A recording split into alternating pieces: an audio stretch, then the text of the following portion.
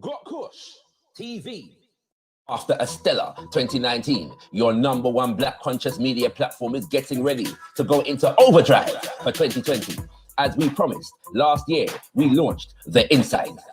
We premiered the pilot for the Black Group Economic Show. We dropped 2 new seasons of Wordsmith, the #1 platform for artists with a message in the music. We've seen you out on the road, the Black Carpet Awards, the Reparations March, the Legacy Center of Excellence, and more. We brought you Dr. Mumbi, the legendary Bob Andy, Queen Diambi, Kemi Seba, Esther Stanford Hossein, Leo Mohammed, Brother Leader Badlaka, and more. And now, 2020 is set to see gotkushTV taking it to the next level. First up, look out for the official launch of the gotkushTV website, your official portal for all things GKTV, including new shows, news, views, and reviews, soon to be serving you with advertising opportunities and the launch of the GKTV African market. gotkushtv.com will also be a global hub for all things Black, conscious, and empowering from all over the Black world. Black achievers, Black excellence, education, health, positive Black imagery, entrepreneurs, Black brands, and charity work. All this and more can be found here at gotkushtv.com. Then there's the new shows. Decipher, the dynamic discussion and debate show. Health is Wealth, practical tips for living in wellness. Kush Communiversity, home of Black Warrior Scholarship. And UK Fire Entertainment, bringing you a slew of music videos for your listening and viewing pleasure. Look out for more of The Insight, Wordsmith, and the full 3rd season of the Black Group Economic Show, all coming your way soon. As always, the GKTV film team is available for hire to cover your events and all filming needs. Visit us at gotkushtv.com for hire inquiries and more information. Stand by all Black businesses through our website, social media, and show content. We have monumental advertising, sponsorship, and network opportunities catering specially for you. gotkushTV is about to take off. To join us for the ride, there's 4 things you can do. 1, subscribe to our channel. Hit that bell to make sure you don't miss a release. Join us on all social media and hit up gotkushtv.com to subscribe to our mailing list for exclusive opportunities in the near future. 2, like. Let us know you're feeling our content by hitting that ever so important button of approval. 3, comment. We want to hear your feedback on everything we're putting out, so make sure your presence is felt in the comment section. 4, share. Spread the word by hitting that share button and exposing your circle to the magnificence that is gotkushTV. We look forward to building with you throughout 2020 and servicing you with high quality Black media production. gotkushTV. Beyond discussion, beyond debate, we put the power in Black media. This is Decipher, and these are our lovely panelists. African versus Caribbean versus British. I'll say from the African, but no, you're not. Everyone's Africanness comes innately. I went to Jamaica earlier this year, and I know I'm not Jamaican. They don't look at me as Jamaican. Yeah. I don't like people just wearing a dashiki and wearing stuff and just saying, yeah, I'm African now. That's very fake to me. You protect people, want to claim Africa, like it's some superior, something. This being a semicircle, and you, the audience, completing the circle.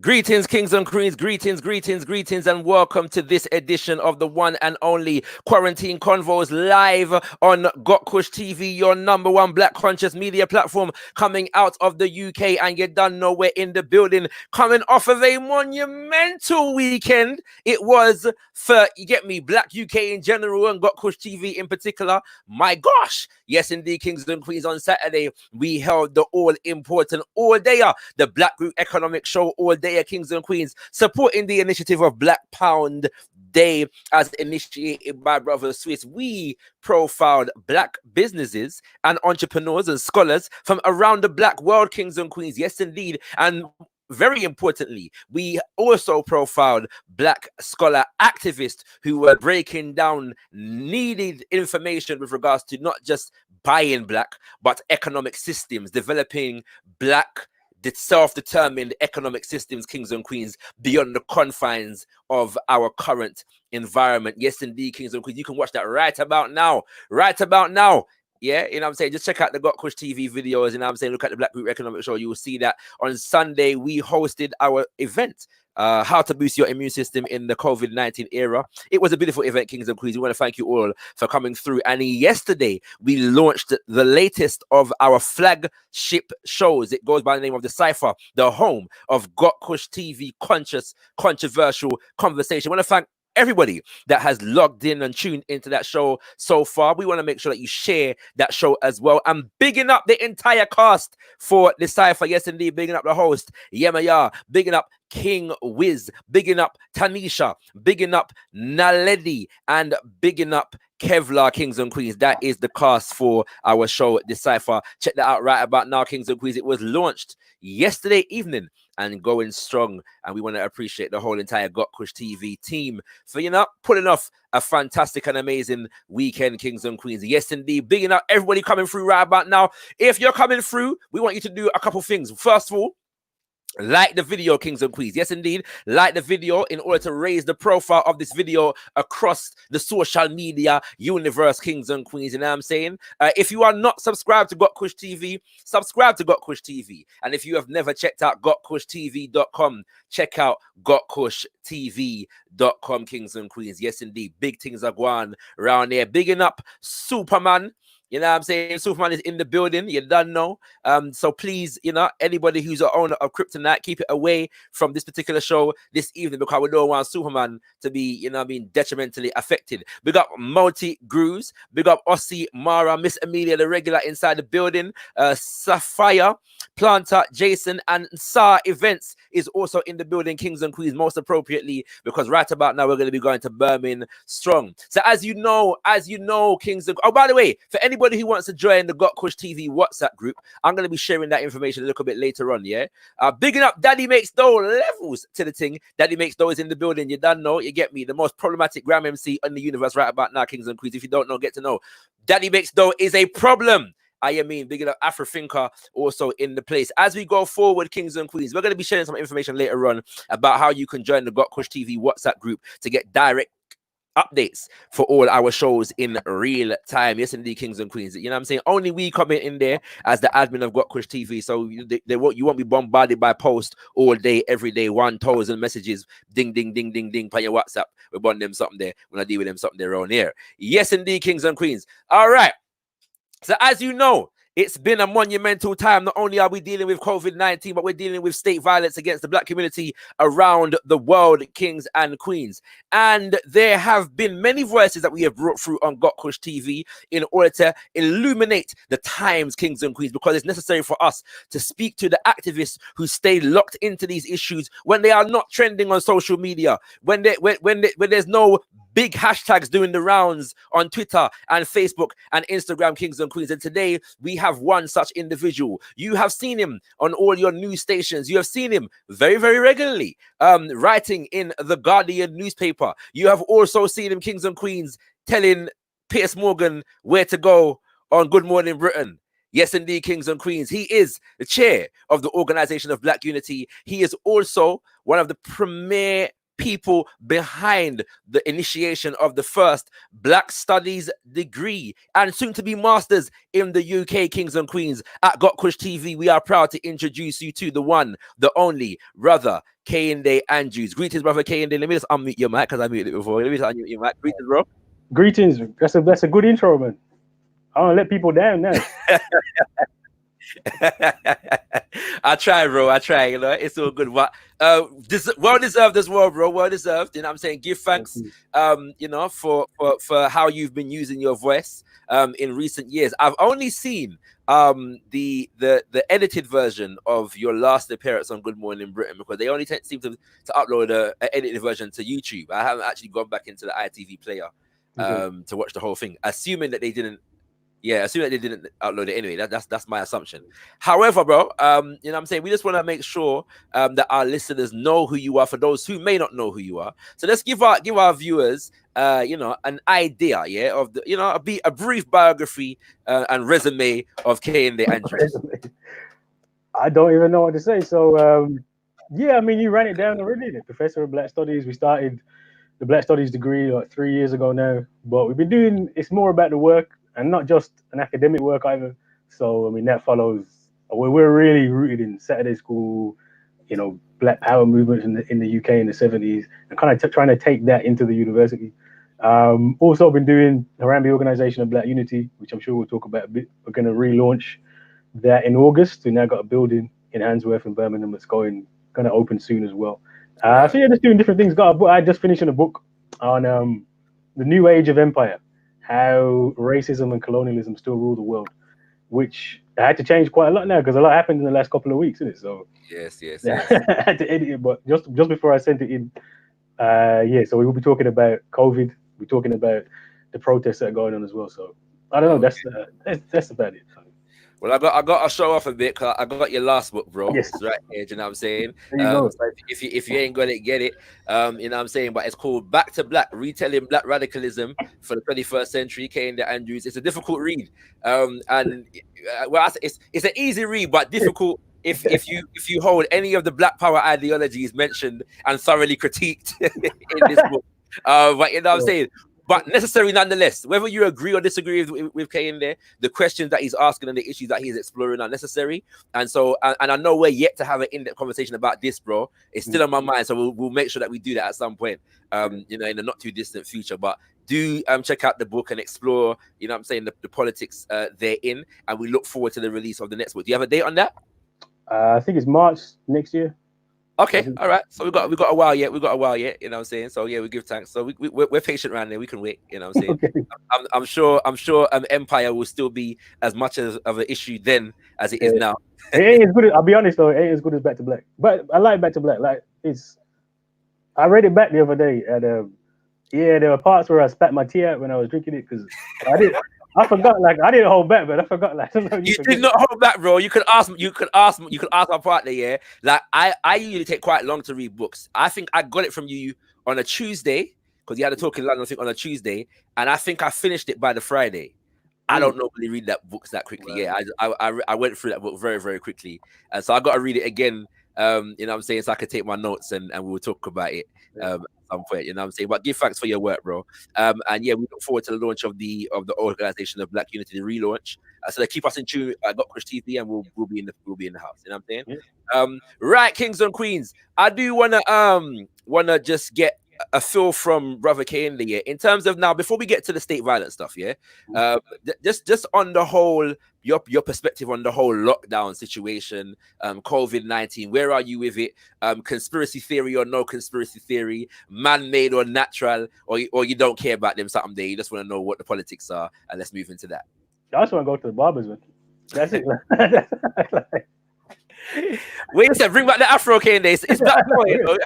Bring back the Afro around here. I've been liking it though, you know, the Afro comb. I've been speaking like all days. No, I mean, it's the whole COVID thing is just from start to finish the way that this government's managed it couldn't have been any worse, really. To just not taking it seriously, then the lockdown, and then I don't even know what we in lockdown. Are we still in lockdown? I'm not even sure. Indeed.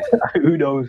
And then you've got the bigger picture. So I think the bigger picture for me is that if you look at the way that the states responded, now you've got like worst case scenario, 500,000 people in the UK would die. Like if you just let it run, right? Mm-hmm. And that sounds terrible and is terrible, but actually poverty kills 9 million people per year.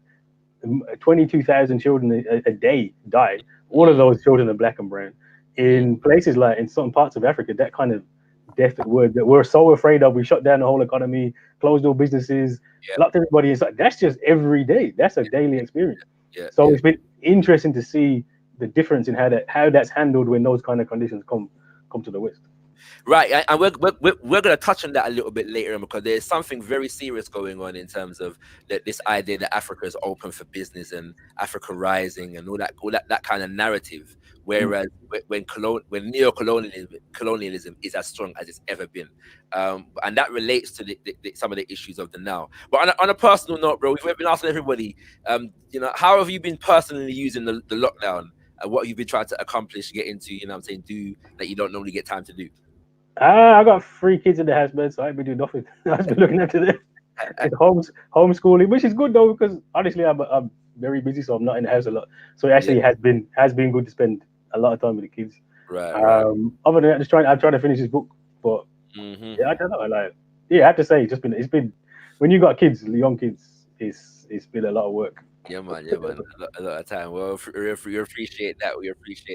We had our first guest for Quarantine Convos was another Brumite, Jamelia, and she was giving the audience some tips on homeschooling. So if you need some tips there, you can right there. So you know what I mean. All right, bro. So now I know that many people are waiting for us to get into the issues of the now. And obviously, we've seen the state violence that has been perpetrated against our community. Now, I'm made to understand, bro, this one hasn't really seemed to be hitting the news, but a brother was killed in custody last month or the month before in Birmingham. Yeah, it was. Me and Francis, yeah? This doesn't be hitting the news very much, but I just want to put that out there, because I seem to be the only person talking about this that I've heard. Then now we have obviously George Floyd, Breonna Taylor, Ahmaud Arbery, and a few others since George Floyd in America. There's a young boy, by the name of João Pedro Matos Pinto in Brazil, who was killed by the police, 14 years old. And as you said, this is a reality for many of us around the world in different ways, where it's not going to get necessarily the profile of a George Floyd or a Breonna Taylor. And so I want to get your general perspective on the issue of racist and state violence perpetrated against Black people. Your general perspective, and then we'll go into some specifics. Yeah, well, I mean, generally, it's happened. It's always happened. That is state violence against Black people is what makes the West the West. So in this book I'm currently writing, that's basically the argument, is that where all this wealth, all this stuff, all this system is generated from killing us. That is what they do. That's what they've always done. And if you look at the way that we're treated by the police, equally as here or in Brazil or in France or in America, it is that same idea that we're not really human. Like you can't kneel on someone for 8.5, 9 minutes if you think they're human. And again, you see that around the world, and you equally do see it here. But you're right, like the Birmingham case hasn't got any press, and sometimes because the American situation, because it's so obvious, and they got video and you can see it, and it's like you're just watching it, it's heartbreaking. And sometimes America's more extreme like that than it is here.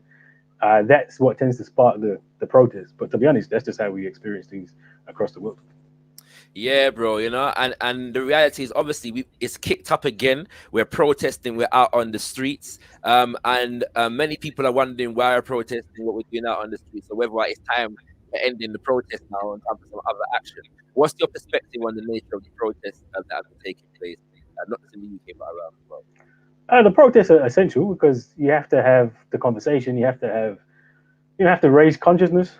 So actually, one of the things that's been positive is seeing there's lots of people I've never seen ever post nothing positive Black. All of a sudden, it's Black Lives Matter. And it's a start, right? But really, protests are a start, and you have to go further than that. And I think that what we should have realized is we've been protesting for a long time. Like this is not a new thing. We protest all the time. Yeah. And the people in power ain't gonna give up power. So we have to take that protest and put it into organizing alternatives. Yeah, bro. I mean, I've been on demonstrations and for against police brutality and state killings where there's like 10 man on you know what I'm saying, outside there trying to support one sister who's a family member of the deceased, and you know what I'm saying, them kind of things there.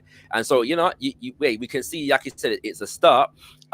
However, what is noticeably different is what people have been commenting on is, one, the non-Black presence in the midst of the protest, and two, the media response. Yeah, the media response seems to be far more amenable than it usually is. You know, and so what is now? I want to get straight to the point, bro, because you made this excellent point on Good Morning Britain, and basically to the point whereby we're addressing the issue of it's all well and good, all this, you know, it was so terrible what was done and the right, but we're missing the actual point. I don't want to say it for you, so you finish off the statement. What is the point that we're actually missing? What's the point? What was the? I think we're missing lots of points. I don't know. Break it down. Because I think so. In terms of the question that I get asked a lot actually is, one, is it new? So it seems different. It seems new. It's not, nothing's new. There's nothing new here at all. Two, you have the white presence, which is different. Actually, so if we compare this to 2016, it was Philando Castile bleeding out on Facebook. The same thing happened, like exactly the same thing happened, but there were less white people. There were less white people, definitely. Yeah. So, you know, is the white people thing new? Again, that's not new. Go back to the 70s here. Go back to the 80s. Go back to the 60s in America. That was huge. So that's not really new. And then the third thing, which I think, why is there so much more media coverage of it? Why is there so much more white presence? It's lockdown. There's nothing else happening. Honestly, if people are going about their business, I don't think people would really care. But there's not. That's the big difference, is that we're stuck in this state of with nothing else to do, and so there's got more media coverage. There's more of a focus on it as well. And then I think the fourth thing, which is the big point we're missing, is Donald Trump makes a big difference to this, right? So because we've kind of conditioned to, you know, when you have a bad guy, or Malcolm calls the Southern Wolf, you know, bloody jaw, doesn't care. He just tells you he's racist all the time. So for the last couple of years, you've had that kind of, isn't terrible to have a racist in the White House? So his response to it's been so bad that stoked the protest, that stoked the media coverage of it. And it's an easier narrative, right? Like when Black Lives Matter started before, it was Obama. It's a more difficult narrative. Well, not for me, but it's a more difficult narrative for the press, right? And so it doesn't get blown up as much. So look, it's good. Don't get me wrong, like it's good that we're talking about it, but I'm not that convinced it's that serious, if I'm honest. So the next question then is, does addressing the issue of Black deaths in custody simultaneously address the issue of, like you're talking about, empire and white power and whiteness? No, I mean, that's the big point I'm missing, is that actually the George Floyd is the straw that broke the camel's back. These protests aren't about George Floyd. They're not about police violence in America. They're not about police violence more generally. That's just like the start of the conversation. It's about everything else. It's about the fact that we're more likely to die of COVID. It's about general inequality. It's about just the general experience of being black and what that means. And empire. And so you could stop. Let's say, so for example, in the UK, police don't kill anywhere near the amount of people as they do in America. Does that make the UK police any better than the American police? Of course it doesn't, right? It's still the police, right? It's still the same problem.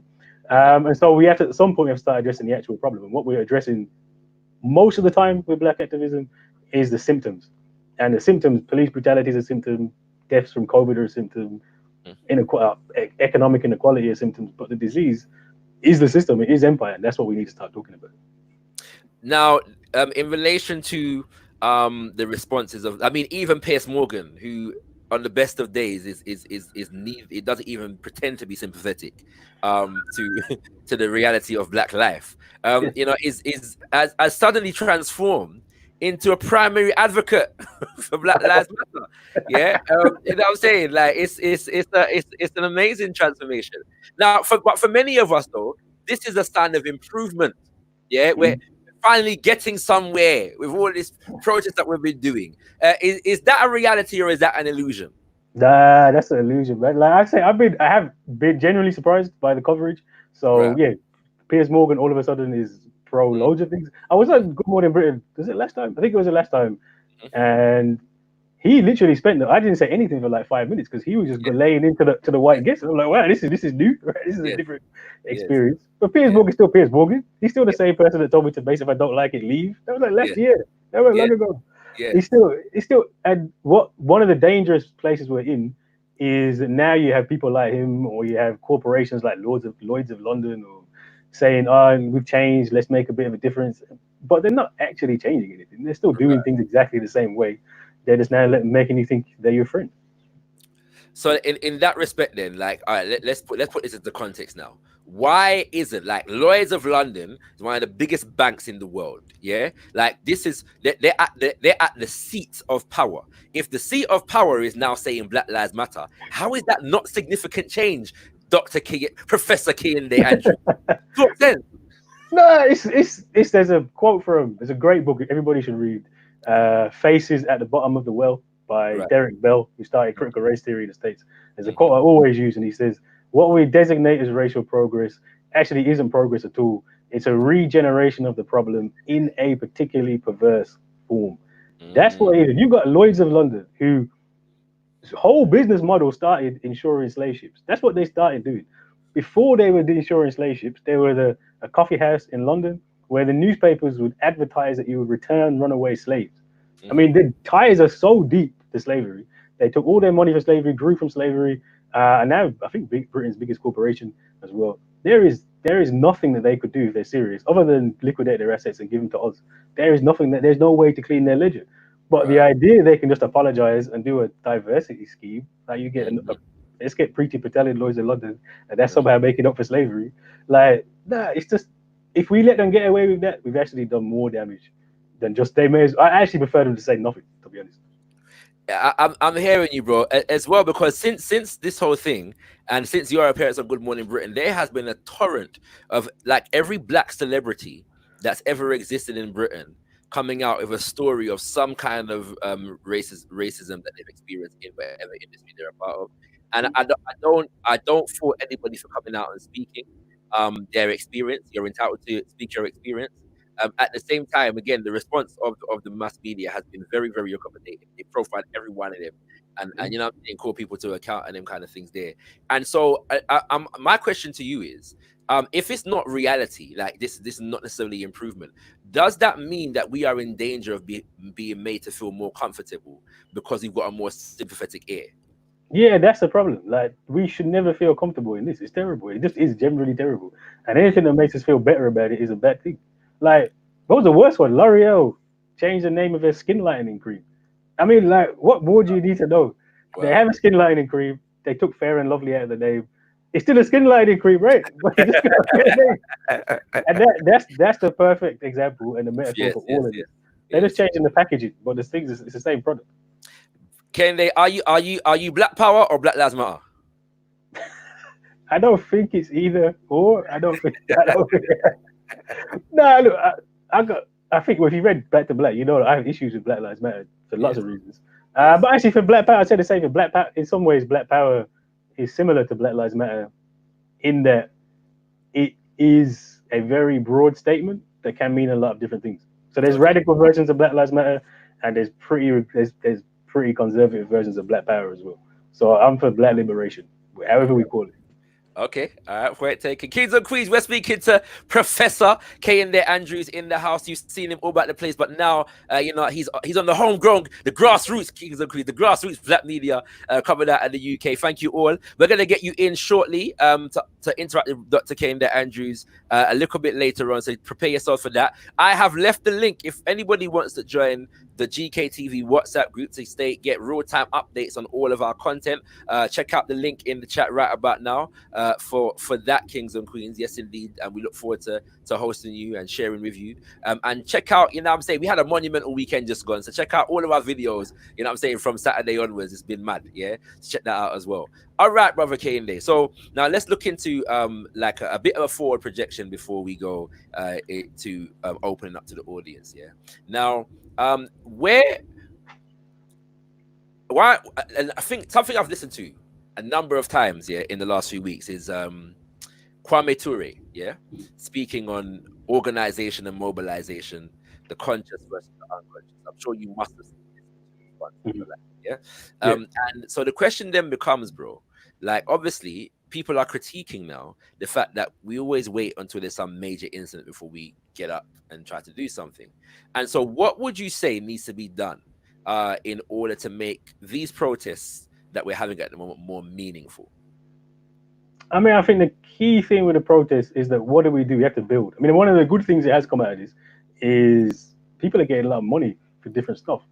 Now, Right. where that money's going is another question, but there's certainly people are thinking ahead and saying, well, actually, yeah, let's use this moment to get money for initiatives.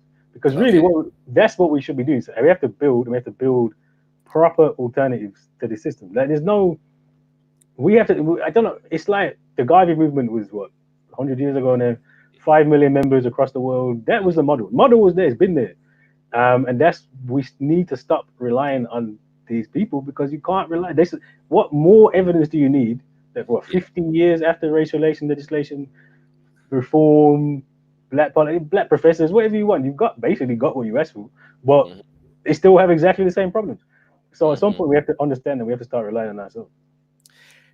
And that's the kind of point that I think you made on Good Morning Britain that kind of mash up the whole conversation, because everybody's basking in the glory of white folks being sympathetic, and you're saying, well, really, we got to really do for ourselves. Now, in that spirit, bro, Carl, we need to define what doing for ourselves is. Now, your good friend and fellow academician, Tony Sewell,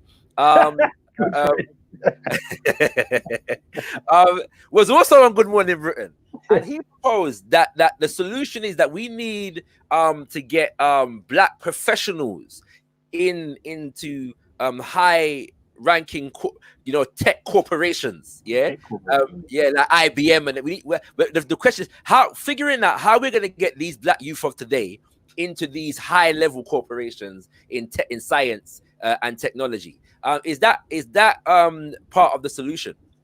No, that's part of the problem. Like that's been our whole, particularly as black people, that has been our whole thing. How do we get more people into education? How do we get more people into government, more people into media? How do we get more people to this?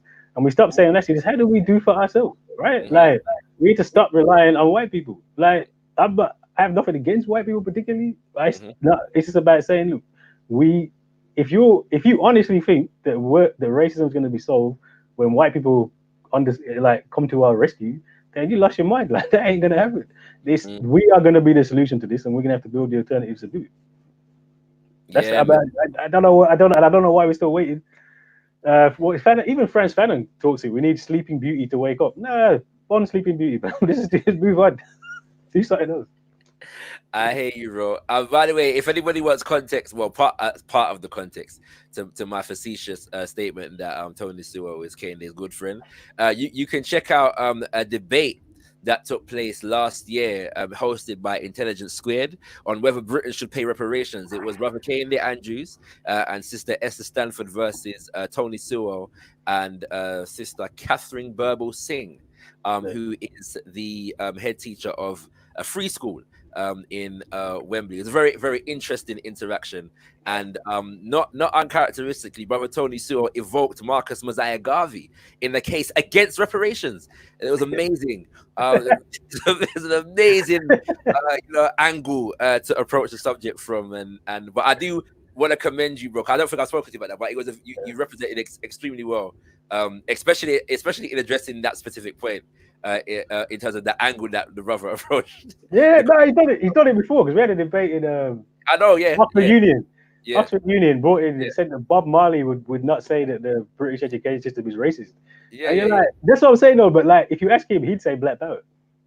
I'm not sure how exactly, but if you ask him, it's co-option. It's co-option. I think the black conservative movement they evolve, and so what they've done is they've co-opted certain terminology and tried to, reframe it. He did it years ago. I happened to feature on a radio show with him, and he evoked Marcus Mosiah Garvey in validating Generating Genius. Is his charity, which funnily enough last year announced that it was shifting its focus from black boys to working class white boys.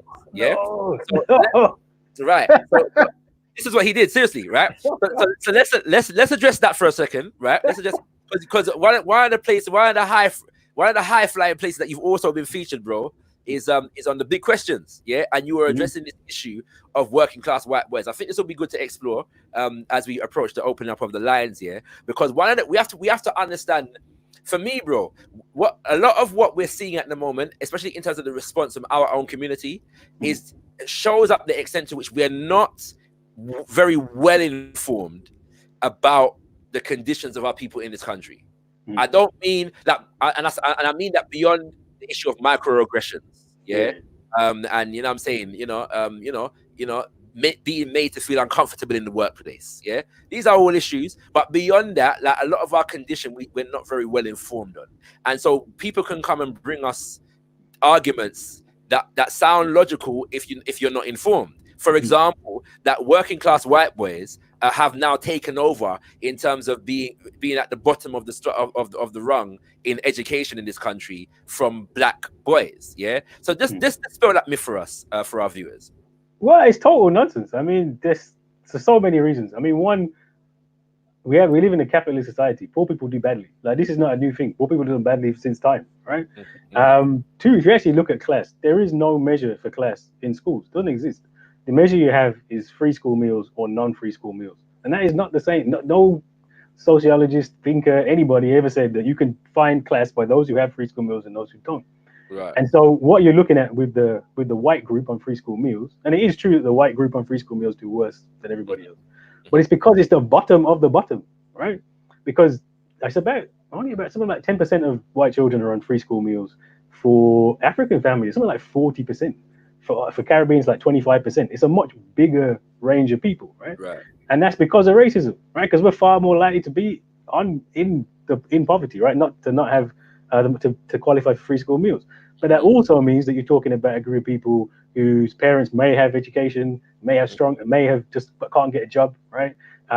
Single parenthood factors in here because we are more likely to live in single parent families, which means that you're more likely to have, but that doesn't mean you don't have educational background, etc. So what you're basically doing is you're comparing. Okay, this is a slight generalization, but also true. If you're on free school meals and you're white, you're the bottom of the bottom, basically, right? Like that's what's that show called? I can't remember the name of the show, but that's a few. Well, yeah, I think I know what you're talking about. Shameless. That's shameless, basically, right? Shameless, it's a bit of a generalization, but but if you're talking about free school meals for us, that's a broad range of. At some point, my family probably qualified for free school meals, and I got two parents who went to university. It doesn't. Right. You're not comparing like for like, right? Right. So anybody that tells you that white working class is a lie, because it's not white working class, it's white people on free school meals, which is a completely different group of people. And you shouldn't be surprised that they're doing badly. And if you could compare the people if you really could compare the bottom 10% of all groups, believe me, we'll be doing far worse.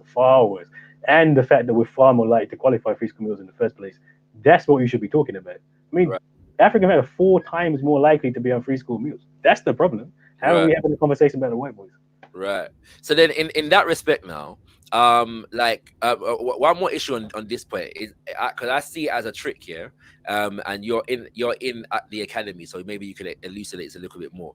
Back in the day, when I was at school, the metric was given for African Caribbean children, boys and girls. Yeah. Now you've got Black African and Black Caribbean. They've separated the two, and I'm guessing that's probably a little more than a decade old, in terms of how they've re-stratified the thing. Is there a reason why they've evolved that stratification from African Caribbean or Black to Black Caribbean and then Black African? So they did just to look at African as well. So there was a kind of idea that Africans are the model minority and African Caribbean. Right. We're backwards in that. Like you get that. Caribbean culture. Yeah, it's a culture, They've got slavery. It was like we're supposed to be in slavery. That's what we've ended up as not being quite as intelligent. Our families not as good, etc. And so and when you looked at that, there was a difference, say 10 years ago. But again, that is actually a bad class. That's about the migrants you have from the Caribbean. I mean, we tended to come not with as much money, whereas historically migrants from Africa have been.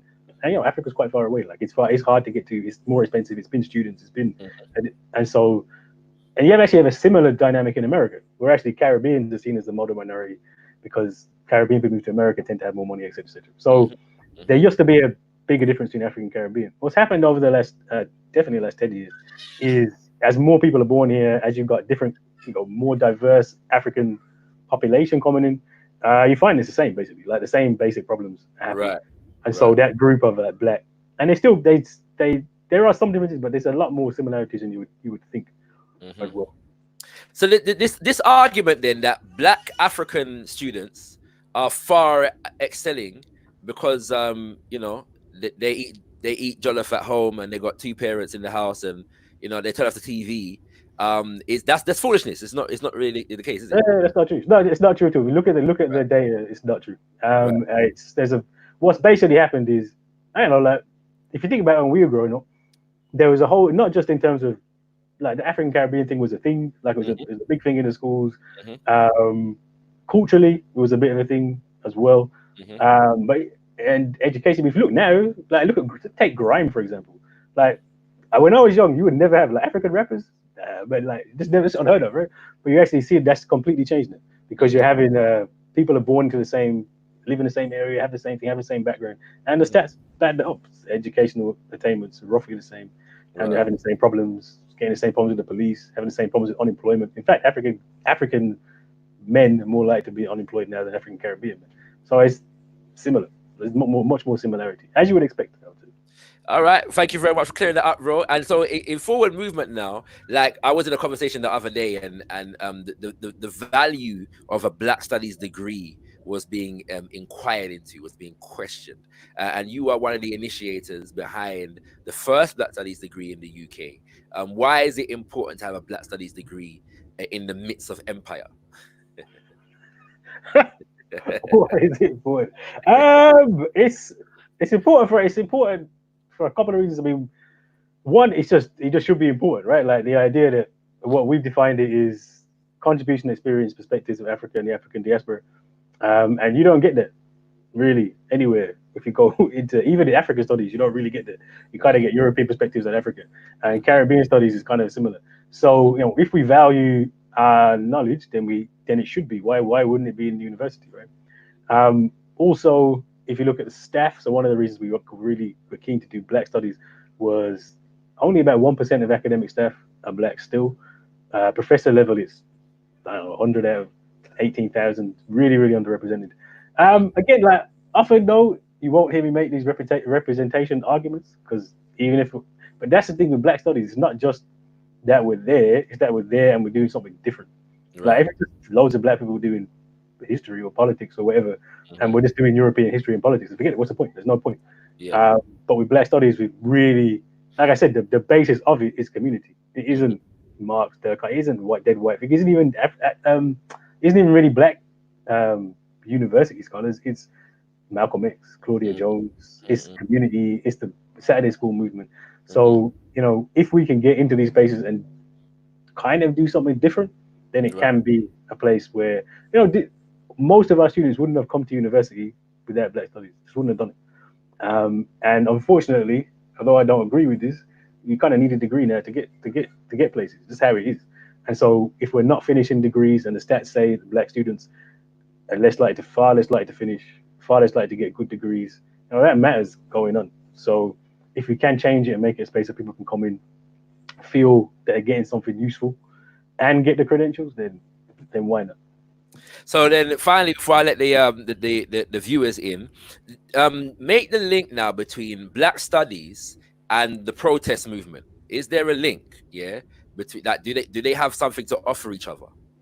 They should do. Like Kwame Ture, when he came to Birmingham, 83. 83, yeah. Yeah, I actually got the video. You need to put it online because he did. You've got the video? Yeah, somewhere. I've been looking for that, fam. What are you? Hey, fam. Yeah, put the thing online, fam. We'll get it to me. Online. I'll put it online, fam. Yeah, what is it? And his message was, if you're not two messages. One, if you're not in an organization, you're against your people. Straight up, like you have to be in an organization. And two, if you're not studying, then you're not trying. And actually, study is really important. And if you look at Black Studies, where it comes from in America, it's totally tied up into the Black Power movement. It's not a coincidence that 69 is the first Black Studies program, and that's the kind of peak of the protest. So if we are doing this properly, there should be a complete connection to what's happening in the streets, what's happening in the university. So I'll say big up to Kwame Ture. It was actually his birthday yesterday. 29th of June is Kwame Ture's birthday. Bigging up Kwame Ture because that man was central, to the development of the Pan-African movement in the UK. Yeah, he had a very big impact. In fact, I learned, because I thought he only came in 1983. Apparently, he also came in 1967. And I know that because Tony Martin, foremost Garvey scholar and UNIA scholar, said that he was studying here in the 60s, and he actually saw Malcolm X speak in 1965 as well. Tony Martin, a week before he was assassinated. So yeah, so that was those two speeches were pivotal in his own development. You know what I'm saying? So yeah, man, there's a strong Pan-African legacy in the UK, Kings and Queens. Yeah, as we did. So there's this Radio 4 documentary we did about the British Black Panthers, and they talk about. There's some clips from Stokely. It was called Stokely, didn't it? From Kwame Touré's speech in that documentary. If you check it out, I think it's still on iPlayer. Right. I've always seen snippets of the speech and clips of it, but I've never seen the whole speech. And now I'm thinking about it, I may have heard the whole speech, but I've never seen the whole speech, if that makes sense. So yeah. There's a lot of videos, man, about the place, like from the activist movement in the UK. There's a lot of videos that need to get in the light of day. Right, Kings and Queens, bigging up the chat. I think Kush Data is in the building. Erasmus is in the building. Bigging up. How about Beth? And I also want to big up Renako Selena over there in China. You done know. Big up yourself, my sister, and thank you for joining us. We've got a couple guests that want to interact with you, Brother Kane there. First up, Witness, and then I'm going to go to, is it Az or AZ? But yeah, we'll get to you in a second, my brother. Witness, go ahead. Good afternoon, Shakara. Afternoon. Good afternoon, Kehinde. I won't take up much of your time. I just wanted to ask you a question. I believe that in order to improve one's community, political power must be achieved on a local and national scale. And I just noticed something that I read that you stated a while ago. I think it was in the Guardian newspaper, when you said, do not be fooled. A cabinet packed with ministers with brown skin wearing Tory masks represents the opposition of racial progress. So I wanted to ask you, black or brown people being involved in the Tory party or the Labour Party, would you consider that an opposition to racial progress? Do you feel there is another way that we as black people can achieve empowerment outside of mainstream politics? And if you do believe that, would you be kind enough to share with me what you believe that solution would be? Excellent question as always, Brother Witness. Go ahead, Brother Kende. I just put it this way: if you're in the Tory party, you're against black people. That's simple. I don't care who you are. Like Malcolm X could come back to life and join the Tory party. You're against black people. It's that simple. There's a party that's just against you in every way, shape, or form. Labour Party isn't exactly as bad, but let's be honest. I vote Labour because in the system that we have, you just pick the least worst, basically, and that's what you have to do. But there's no solution to racism from either of those political parties. It's just not. That's not what they're That's not what they're set up to do. And sometimes when we think that, so for us to think about politics, we should never limit it to that. That's not politics. That's parliament. Politics is everything else that we do. Politics is protest, organizing, bookshop, that work. And what we have to understand is that, yes, we do need 100%. We need to mobilize. Politics is basically when we can mobilize the power that we have. And there are about 3 million of us in this country. That's actually quite a lot of power if you mobilize it correctly. So what we should be doing is building organizations, building connections, mobilizing power, and then you don't need to worry about Labour this, Labour that, because they'll listen to you when you have the power to change things. And we need to flip how we think about politics. As in, I'm not saying don't vote. Definitely don't vote Tory, but that's not the solution. The solution is us mobilizing our own power. Why don't you vote? Listen to you when you have the power. Afrothinker, please mute your YouTube, please. Thank you very much. Why don't you vote Green, Kane there? So, like, Greens ain't going nowhere, right? So, like, let's just be real. It's going to be Labour, it's going to be Tory. That's it. So, which is the least worst option? I'll vote them. But I also understand that that's not the solution. It's just making it a bit easier for us if you have a Labour government rather than a Tory government.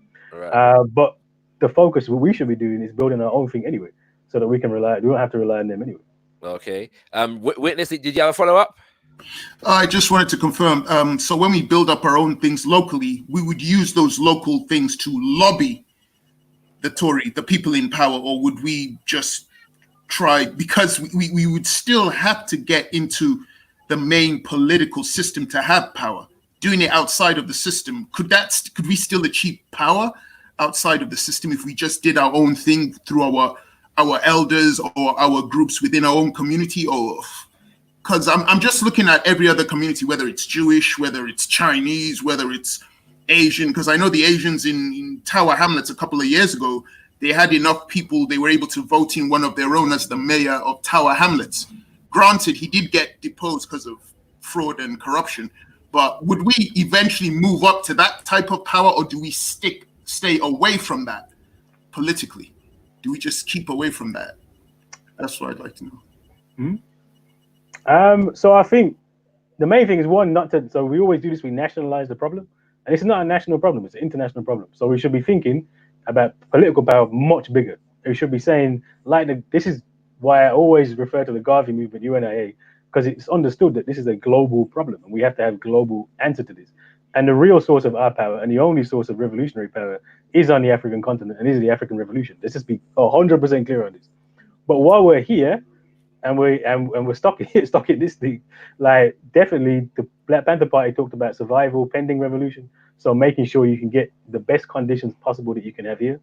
And the truth is, you do that not by having Black representatives who will let you like, look at America. America's got loads of Black, but America's already got more elected Black officials than every other country combined, other than African countries and Caribbean countries, obviously, right? But what have they done? Nothing. You can't trust. It just doesn't work. But imagine right now, if let's say we had an organization that had 1 million Black people in it, right? And we said, look, you change the police, or we're going to stop paying tax. Or you change the police, or we're going to have a campaign every day. We've got money to do this, and we're going to campaign all the time with that. They stop. You don't need to be in power with that. Tories will stop. They will stop when you have the power. And that's what we haven't learned. And other groups have learned that very clearly. And they ain't got lots of politicians, but they got lots of power. And that's a different thing. Thank you very much, Kehinde. And thank you very much, Shakara. I will leave you now. I learned a lot from that. Thanks very much for your time. Thank you very much, brother Witness. You know what I mean?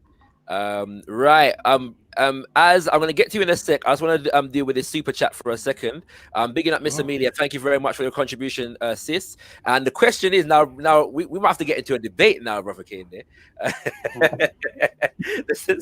The question is, some historians describe Black nationalism as conservative politics. Do you share this view, or believe this is a narrow perspective? There definitely are many versions of Black nationalism which are pretty conservative. But Black nationalism is also quite a broad term. So, like, Malcolm's a Black nationalist, Garvey's a Black nationalist. You know, there's many different ways to be Black nationalist. But Black nationalism is, so I talk about it a lot in Back to Black. There's a lot in Back to Black. And nationalism has this kind of weak version of it, where it's anything that's Black is good, and there's even on the economic side of it, we need economic power. We can get into positions of power, etc., etc. That's pretty conservative, right? But there are these much wider revolutionary ways where we talk about the global Black nation, and we talk about building something different. That's my in the middle answer. Well, Kings and Queens, if you want to delve into more Kehinde's viewpoints on that question, check out the book, Back to Black, Retelling Black Radicalism for the 21st Century. Mad thing, yeah. Like I said, I've read the book, and as he said earlier, he didn't hold back, and he really did not. And so, yeah, check it out, Kings and Queens, Black Radicalism. Sorry, Back to Black, Retelling Black Radicalism for the 21st Century. Right, Az, come through, my brother. Hi, my name is Az, and the first time I watched Kehinde Andrews, I was like, whoa, this is became a bit too strong. My question is, after watching that George Floyd video, it put things into perspective. There isn't anywhere on this planet where Blacks have power and want to control anything. And I realized that ultimately, I don't think we'd ever have equality in the West. And I feel like the home base has to be Africa, and then build from there. But from these places, it's like they were not built for us to prosper. Of course, you can succeed, but the ultimate thing, we want to bear the fruit. So, do you think building Africa will change perspective of Blacks worldwide? What do you think? I don't think we should worry about perspectives of Black, like perspective in terms of perspective, like the way they see us or the way that we see ourselves. The way they treat us, like globally. I mean, from China to Europe to America. Yeah, no, it's like the truth is that we, as Black people, we have zero power right now. Like, as a Black person, I got no power. I'm Black, and that means nothing, and that's why we get treated the way that we get treated, because there's nothing behind it, right? And there's no consequences to that. And you have to, and that's why the African Revolution is so important. Because imagine if you had, imagine if in the 60s, and there was, and this is the point people often forget, is that 60s, we were talking about revolution. There was a possibility of having unity across the African continent, shared resources, a completely different way of doing the economy. That would have to change the way that we're seen. One, because there'd be power behind it, but two, the whole system works on the fact that they oppress us and take our resources. The whole Western capitalism collapses tomorrow with Pan-Africanism. It just stops because they can no longer steal all the wealth out of the continent, and it all ends. So yeah, the African Revolution changes everything. It doesn't just change it for us; it changes it full stop, because this system depends 100% on the exploitation of Africa.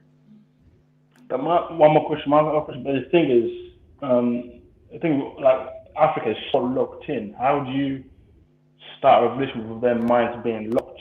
Because you got to think, before you start anything, how do you free the mind of not just one person, but the whole continent? That's the key. How do you? Because we know people know what to do. The thing is, how do you put this in action? I think that's the next step. You know. Yeah, the thing is that people. So I came back from South Africa last year, and I've been like 20 years before. And if you go to that country, you look at, it's so much worse than it was 20 years ago. Like honestly, like it's really devastating now. And that is a place which is either gonna have a revolution, as in a good revolution, or it's just gonna collapse. Like, because the conditions that people are living in, and we forget this. Like, this is this Africa Rising thing. That's nonsense. That is not, for some people in Africa, they're doing really well, but for the masses, it's just not the case, right? And so, and people aren't stupid. They understand this. They know this. And there's so much tension, and there's so much, you know, for thirsting for something different. And all people need to do is point in the right direction. That's it. Point people in the right direction, and I guarantee you that they'll make the changes that need to be made. And I think that's the only thing that's the big difference between now and 50 years ago, is those kind of revolutionary politics, those big ideas are kind of gone, and we've kind of just fallen into this trap that there is no alternative. This is the best we can do, and let's just keep going up. One more question: how did you come to this? How did you get into this black politics or like ideology? What got you into it, for example? Reading, honestly, reading. Mostly these books, just reading. And it's just so. And once you start going into it, it's just the truth. Like I'm not telling you anything that somebody else hasn't said. I'm really not. Like, it's just, there's no other way to see it once you start to look at it. Malcolm talked about like snow falling off a roof, and once we, and you know it, because actually I always ask people, do you think that racism can be solved in this system? I've never had a black person tell me that they think racism is going to end. So what are we doing? If that's what we're really saying, do something else. Why are we stuck? Like, people really forget 50 years ago could have been completely different. And that's the biggest thing we have to understand, is that this isn't the way it has to be. It can be so many different ways if we organize towards it. Thank you. I learned a lot from you, and I enjoy your content. Take care. Thank you for joining us, as we appreciate that. What's interesting is the brother said that when he first heard you, Kehinde, he said he sounded a bit strong, but then George Floyd put all things into perspective. The powerful statement. Thank you for sharing that, my brother. We truly appreciate it. Right, Afro-Thinker. I've seen your question in the back, but I'm going to give you the opportunity to ask it live right now. And KA in the chat, I'll come to you in a second. Greetings. Good evening. Big up on the book, obviously, which I'm on probably about my third reading by now. So my question, it's a two-part question, but they both relate to each other. So essentially, I really want to know, how do we end the gender and sex wars currently raging between black men and black women, on behalf of a number of angles that come out of the academy, which paint black men as being like the white men, as it's been said, of black community. And related to that question is a question that I've got on intersectionality. And my question is intersectionality really revolutionary according to the criteria outlined in your book, or is it in truth an appeal to the system to reform itself? Because you make the point in the book that reform is definitely not revolutionary. Yeah, so I think the big thing to think about the gender wars is that is one of the things which is put there to distract us from what we need to do. Like, if we're not unified together, then we're not going anywhere, right? And that means all of us coming together. Having said that, though, we have to understand that in the history of, and it's not unique to Black people at all, but in the history of Black organization, there has been deep problems with patriarchy, misogyny, the way that women are treated. That's a huge problem. So we have to accept that and say, well, look, that's been really bad. What are there ways that we can go forward? We don't do that. But partly, though, we do fall into a trap somewhere where we overplay this. So, if you're going to write off the Black Panther Party because of misogyny, then you're writing off the 60% of the party who are women. You're writing off Elaine Brown, Kathleen Cleaver, some of the key organizers in that movement. So, let's never forget that all of these movements are talking about UNIA, 50% female. UNIA, Amy Jakes Garvey may be more important than Marcus Garvey, because the reason we remember Marcus Garvey is Amy Jakes put all the work together, put everything together, right? So if you can't write off those movements because they had problems with patriarchy. We have to understand how those problems worked and make sure we don't do them again. So it's really important that we think through gender through that way. Intersectionality, as it is meant and as it came out of, it comes out of Black feminism, the work of Kimberly Crenshaw, the work of Patricia Collins, has to be a revolutionary concept, because all it's saying really is that so Black feminism is like saying, look through the eyes of Black women and you will really see how society works, because you're going to see gender and you're going to see race, you're going to see that oppression. And that's really important, because we do often miss the lens of Black women. So for example, let's take police violence. It took George Floyd getting killed to spark the protest. Breonna Taylor was killed free. Why is it that didn't have the same thing? And that's actually not, I would actually argue it's not necessarily a gender thing. It is gendered in the sense of the way that the oppression of Black men tends to be quite public, like tends to be out in the open. So they'll happily take put Neil on they wouldn't do that to a Black woman. And if they did that to a Black woman, they'd be run. Like we couldn't get away with it, right? Whereas the oppression of Black women tends to be in the home, private. She's killed in the house, we don't see it. And that's the difference. It's not that we don't care about Black women. It's just that we have this visual thing that everybody can see and it's out in public. But again, we have to then think, well, why are we not looking at the stuff that happens but why are we not looking at sexual violence against women? Why are we not looking at evictions? Why are we not? We do need to look at that if we're talking about how we're going to have a much better kind of politics. So that's all intersectionality is, and it's a really powerful tool in doing that. But the way it's been picked up and used is basically a distraction. Mostly, not completely, but mostly in the mainstream, the way it's been picked up. I'm sure thanks. I've asked you. Thank you very much, Shakira. I've asked the question before, and so again, I think, having seen how things have unfolded since the last time I asked the question, I have to ask again. Kimberly Crenshaw and Patricia Hill Collins. I don't know. I obviously Kimberly gets a whole lot more exposure than Pauline, as far as I understand. But Kimberly, let's say, who owns, at least part owns, intersectionality as being her concept, why is it that she hasn't done enough to correct the misuse of this tool? Because it is a tool. I simply don't see that at the moment it's anything other than a tool to analyze situations and then expose essentially all the people who come from that angle are essentially asking the system to use their power, especially when it comes to the specific issue about the inequalities between Black men and Black women that we've outplayed, that you're right, we need to address. However, the way in which intersectionality people, or those who adhere to it, attack that is to say, system, these Black men do this, here's the data, can you use your power to crush Black men? Well, instead of saying, no, we've both got together, we've got issues, Black men and Black women have got issues, we've been under the same oppression.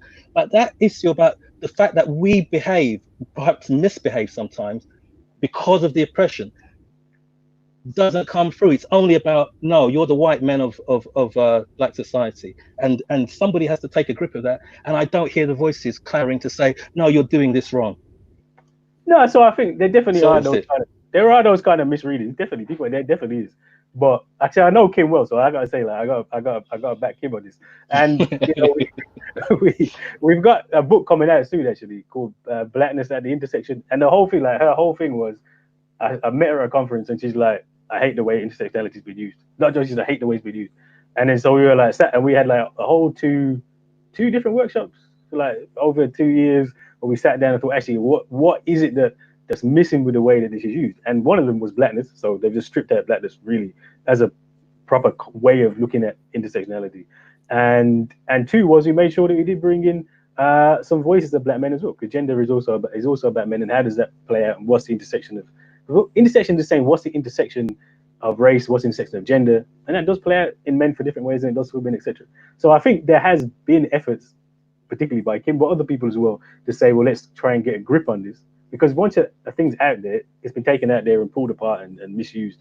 And if you actually look at some of the practical work from that, I mean, the Say Her Name campaign, for example, that Crenshaw started in the States, that's a really powerful example of why it's important to put the faces of black women and girls who are subject to police violence as well into that discussion. So I think there has been some practical ways it's been used positively too.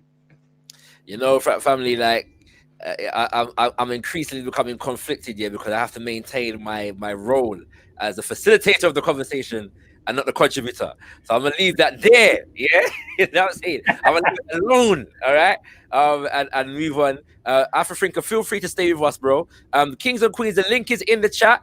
And I do want to get, before I come to you, M.A. Brown, give me a sec, please. I know you've been waiting for a while, but I do want to get to a super chat question. And you can feel free to ask your questions in the chat. At gotkushTV, if you are asking directly for Kehinde Andrews to answer a question. Right, KA is saying, what do you think about Scottish independence supporters believing independence will reduce racism in Scotland? Living here, I don't trust this utopia. All I say is my last name is Andrews. I got nothing else to say. Like, come on. Like, it's idea that Scotland is somehow different than the. Go away, man. Like, you've been to the Caribbean. It's Bedford. Yeah, man. I know too many Macintosh and McGregor. Exactly. And by the way, because my mother's family name is Andrew without the S. That's Andrew. So okay. yeah, so you know, so yeah, it's one of them ones. At the same time, bro, you know, it came to my attention recently as well that before the Union, Scotland tried to go out on its own in terms of enslavement and colonization. You know what I'm saying? Before the Union of the UK, and so it was actually the Union of the UK that facilitated the you know, Scottish imperialist intentions, if that makes sense, which existed prior to this unification, even as they fought against England, so to speak. So yeah, very, very interesting situation, right? Madness, man. Like the whole Europe, the West, even though they were fighting each other, they were colluding. It wasn't just England, Scotland, France, Spain. They were all in it together. They could fight each other, but they still. No, seriously, the enslavement process was really a pan-European initiative. You know, Dutch, Holland was involved. There's even evidence of Russian involvement. Yeah.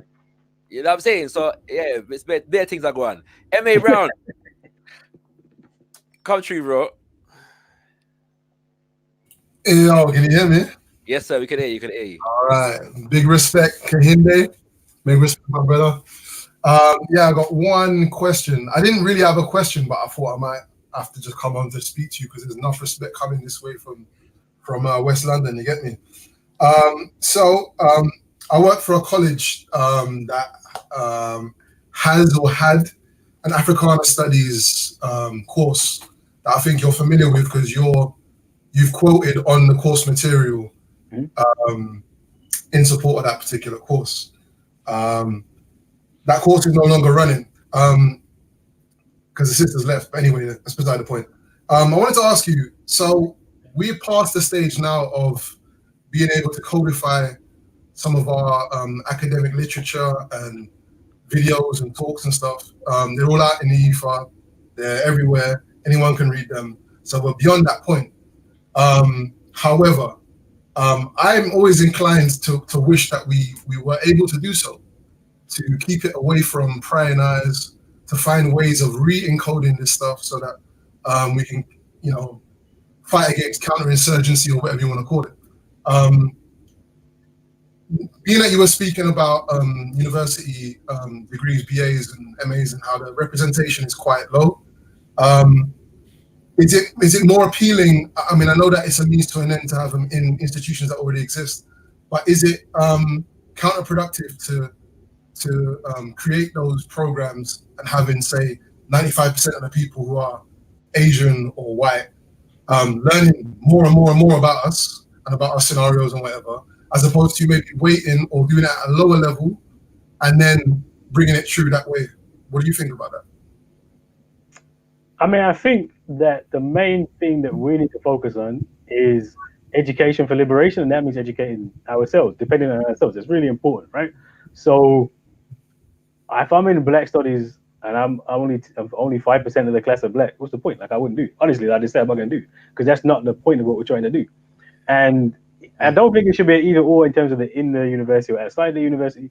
I think what we really have to be thinking about is saying, well, look, everybody ain't coming to university, and that's fine. Like, Black Studies ain't a university thing, never has been, never should be, by the way, because we're just, I speak for myself, like, academics are not the people. You can't trust us to be honest with the thing, because just class starts playing this a lot, man. Like, you just, at some point, you have to really be saying, well, where is the knowledge based and what we're trying to do?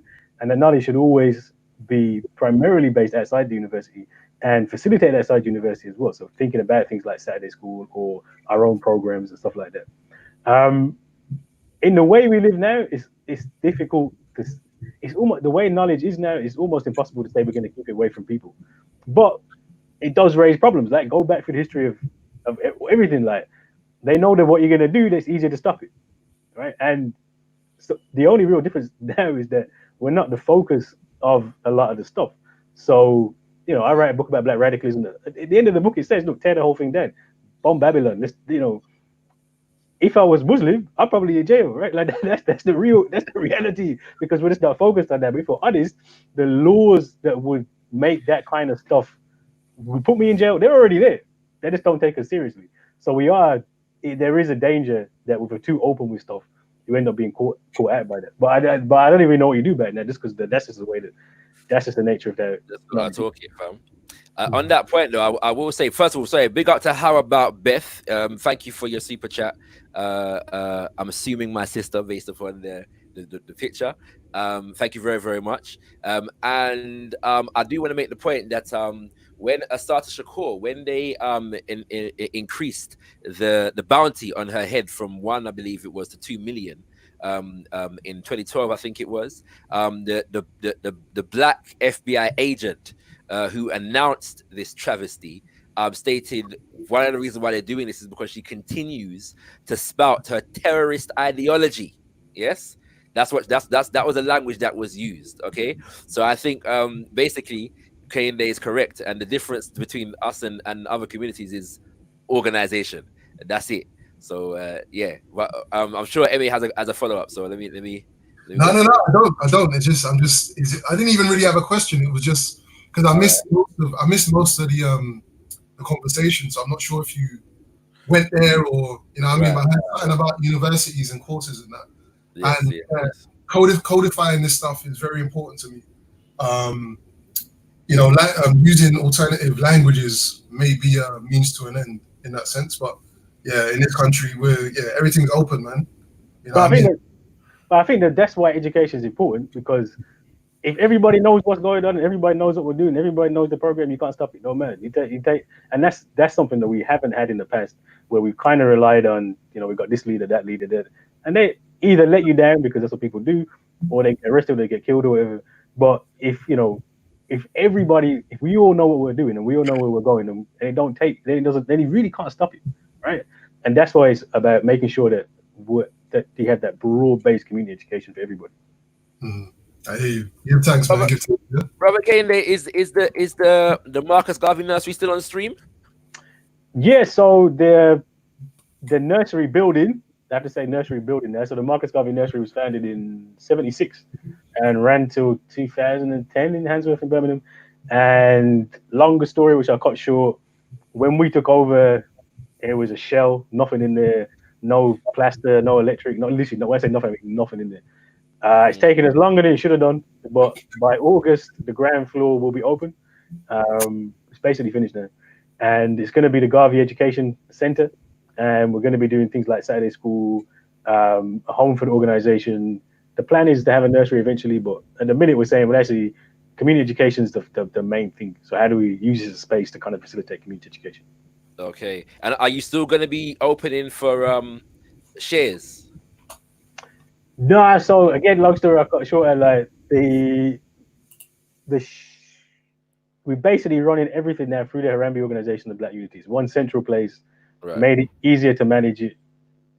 And it's a community, and I think politically as well, it's a community asset rather than the share thing's a good idea, but like also then kind of individualize it a little bit. That's not the point. Like you join the organization, you're part of the organization, that's where the money goes. And it's kept within the organization like that. Okay, all right. Thank you very much. Well, I'm sure that we'll get more on that at a later point, Kings and Queens. The reason why I asked that question is because I believe that fed into what M.A. Brown was asking in terms of education. Have it definitely developing independent educational institutions be a part of that process also. Kings and Queens, the link is in the chat if you want to come on and speak to the illustrious professor. Don't forget, you know, we're speaking to a professor right now, you know, Kings. You can forget, it's fine. You know what I'm saying? Kehinde Andrews. You know, yeah, man, you're not always gonna have this opportunity, you know, Kings and Queens. So feel free to come through if you've got a question, want to make a statement, or even a respectful challenge. I know we've got one question coming from How About Beth in a sec, so we'll take that in a second. Yes, brother Kehinde. By the way, random question on a recent issue. Yeah.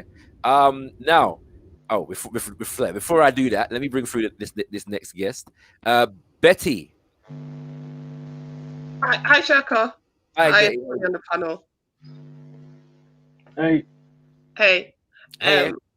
I have a question in relation to interracial relationships with in Pacific black and white unions. Growing up where I grew up, and still as an adult, I see many white women who have a black man and have children with a black man and feel like they need to talk for black people.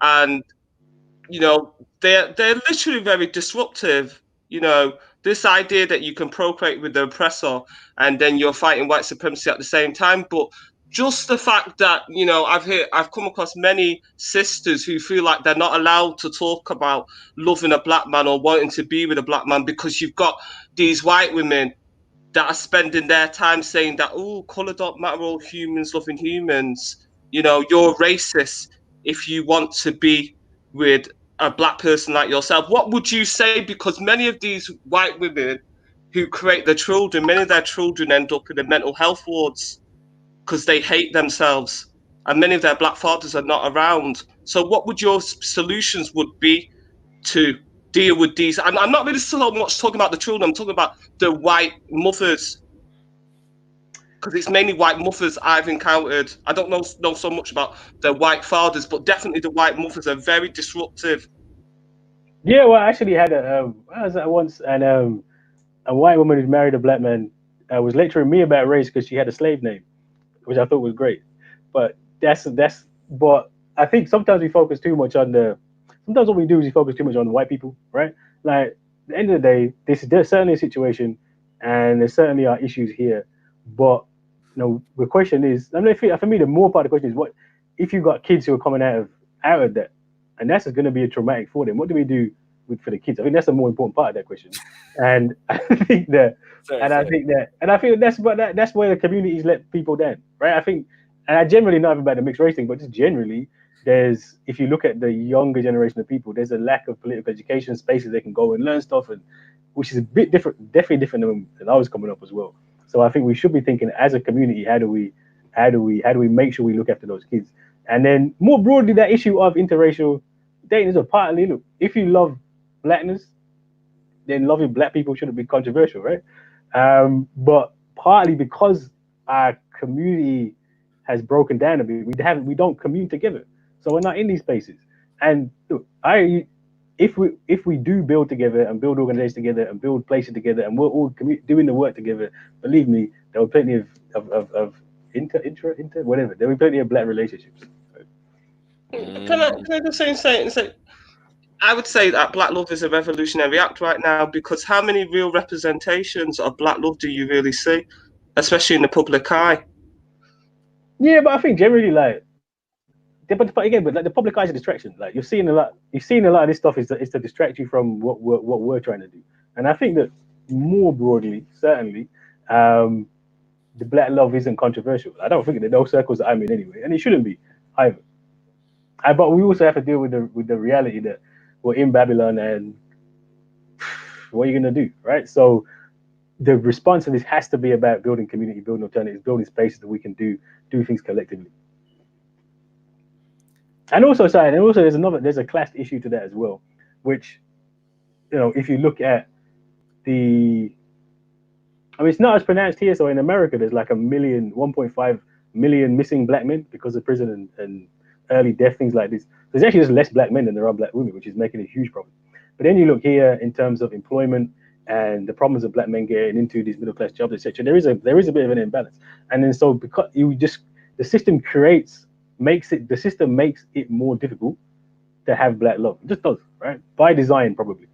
So we have to make sure that we're having a community response to that, I think. Interesting point. You know, that last part of your answer is a very interesting one. When you listen to people like Amos Wilson, they speak of black relationships in the context of our sociology and our economics and our politicization, because it's not as we tend to try and deal with the love issue outside of the context of our political and social context, which is probably one of the reasons why we're not solving the problems. Right. Thank you very much for that question, Betty. Scattered Minds, I'm going to come to you in a second. I just want to get to a couple questions in the chat. First of all, how about Beth says, Prof, how can I reach you? Reparations actions by corpse, individual families that own slaves, friends from those families, and the advice they got was weak. The descendants of the enslaved. I'm not sure I understand that last part, but I don't know if you get anything from that, Brother Kehinde, to respond to. I mean, I think but in terms of I'm a big advocate of reparations movement. I think reparations movement is really important because it changes the nature of the discussion that we're having, and we are having now a conversation about, you know, the debts that's owed to us, and there is a massive economic debt. But let's just be honest, these corporations are never going to give us reparations. They can't because the amount of money we're talking about would end the organizations. So we have to be, when we're going in saying, what do you want? What do you want from a company like Lloyd's of London? There's nothing Lloyd's of London can give you. And so we have to understand that they're only ever going to give us these kind of token weak responses, and we're going to have to take what's rightfully ours. Just before bringing Scattered Minds to Haka, let me just ask you this: one of the demands of the reparations movement, as organized by the Stop the Mangamizi campaign, is this bipartisan parliamentary commission of inquiry, which is basically engaging the whole nation in a proper accounting and investigation of the enslavement process and its impact. Do you think that's a positive step? Yeah, it's important. It's important because then if we do a proper investigation, we'll realize just how indebted this nation is, and still is. Like, it's not like it ended. It still is the case today. I mean, we were all paying back compensation to slave owners through our taxes until 2015, because that's how big the loan the government had to take out to pay the slave owners in 1834, right? Mm-hmm. So an inquiry like that is going to show us just how deeply rooted slavery and racism is in the system, which should hopefully then make us understand why we need to end it. Yes, indeed. Tahaka, country, bro. Tahaka, the Emperor of the World. You've got to say that this time. Yeah, excuse me. I apologize, Emperor. I apologize. Go ahead. I feel love. I'm sorry if my Wi-Fi starts playing up. I think let me try and. Anyway, big respect, Professor Kehinde, man. It's an honor to be on the panel with you. Been following you for a little while. Been watching you a lot in the media as of late. And I suppose that's my first question. I mean, I say first. We'll see how many accolades we get. The question I'll start with is how you found it being in the media. I suppose with the light. It seems like I suppose with the whole Black Lives Matter thing. But over the past few years, there has been more of a demand on sort of conversations about race and stuff like that. And there's a demand on commentators like yourself to be on different sofas, always explaining something to somebody else. I mean, the approach that you take is different to perhaps some other Black people who seem to, I guess, take joy in being on the panels. You are a lot more direct and clear. I suppose most recently, was the time when you're talking to Pierce Morgan, and I guess because he's adopted he's our black a supporter of Black Lives Matter now. I guess he was hoping that you was going to be very buddy with him and cuddly in your response, but you're a lot more direct than I think he was prepared for. And I saw him shut the conversation down a lot quicker than he might have otherwise. Yeah, and you have to understand that. So yeah, you have to understand that's what this is about, right? Like the peers, like they don't invite me onto Good Morning Britain to have a genuine conversation about race. It's about the spectacle. Like I know what it's there for. It's a spectacle because they know that I'm gonna go on there, say something they're not gonna like, and it's gonna be a debate. Everyone's gonna get angry, and that's a spectacle. The reason that I think that's useful though is, for me, it's not the audience. It's definitely I don't go in there trying to convince them nothing. I definitely don't go in there trying to convince most of the audience nothing. But you'll be surprised, how many black people watch that show. Like all the time, people tell me, stop me in the street, like, oh, I saw you on Good Morning Britain. So it's something that we do engage with. And then B is a secondary audience you get online as well. And I think that sometimes the most common response I get from those appearances is, I'm so glad you said it, because I've always wanted to say that, but I have never heard anybody say it. And now I feel empowered that I can say that. And if I can do that role, that's a good role to do, because that's the kind of talk that we need, and unfortunately we don't often see it, even from black commentators. So Haka, I'm going to bring you back in again, yeah. If you can hold on, because I just want to get to another question in the chat. Yeah. All right, cool. Yeah, big question, Kehinde, and big up, and thank you very much, KA, for the contribution. Do you think the international aid industry promotes mental slavery? It doesn't promote mental slavery, it promotes actual slavery. Like the whole point of the aid industry is one of the worst, but like it's one of those things where it makes people feel good like we're doing something, but actually if you look at what was being done, it's just a perpetuation of the thing. I mean, the majority of aid money goes to Western companies straight away. So forget you giving your money to Africa. You ain't giving money to Africa, you're giving your money to common relief in the UK generally. And then if you think about this, like just imagine if we said we need to provide water services in the UK and we're going to get like some foreign charity to come and do it, you go mad, right? Like, we don't know. That's the role of the state.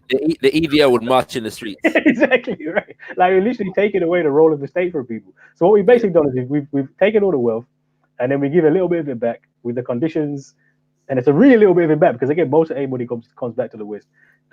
With all these strings attached conditions, and it means that countries can't develop themselves. No, it's a big part of the problem.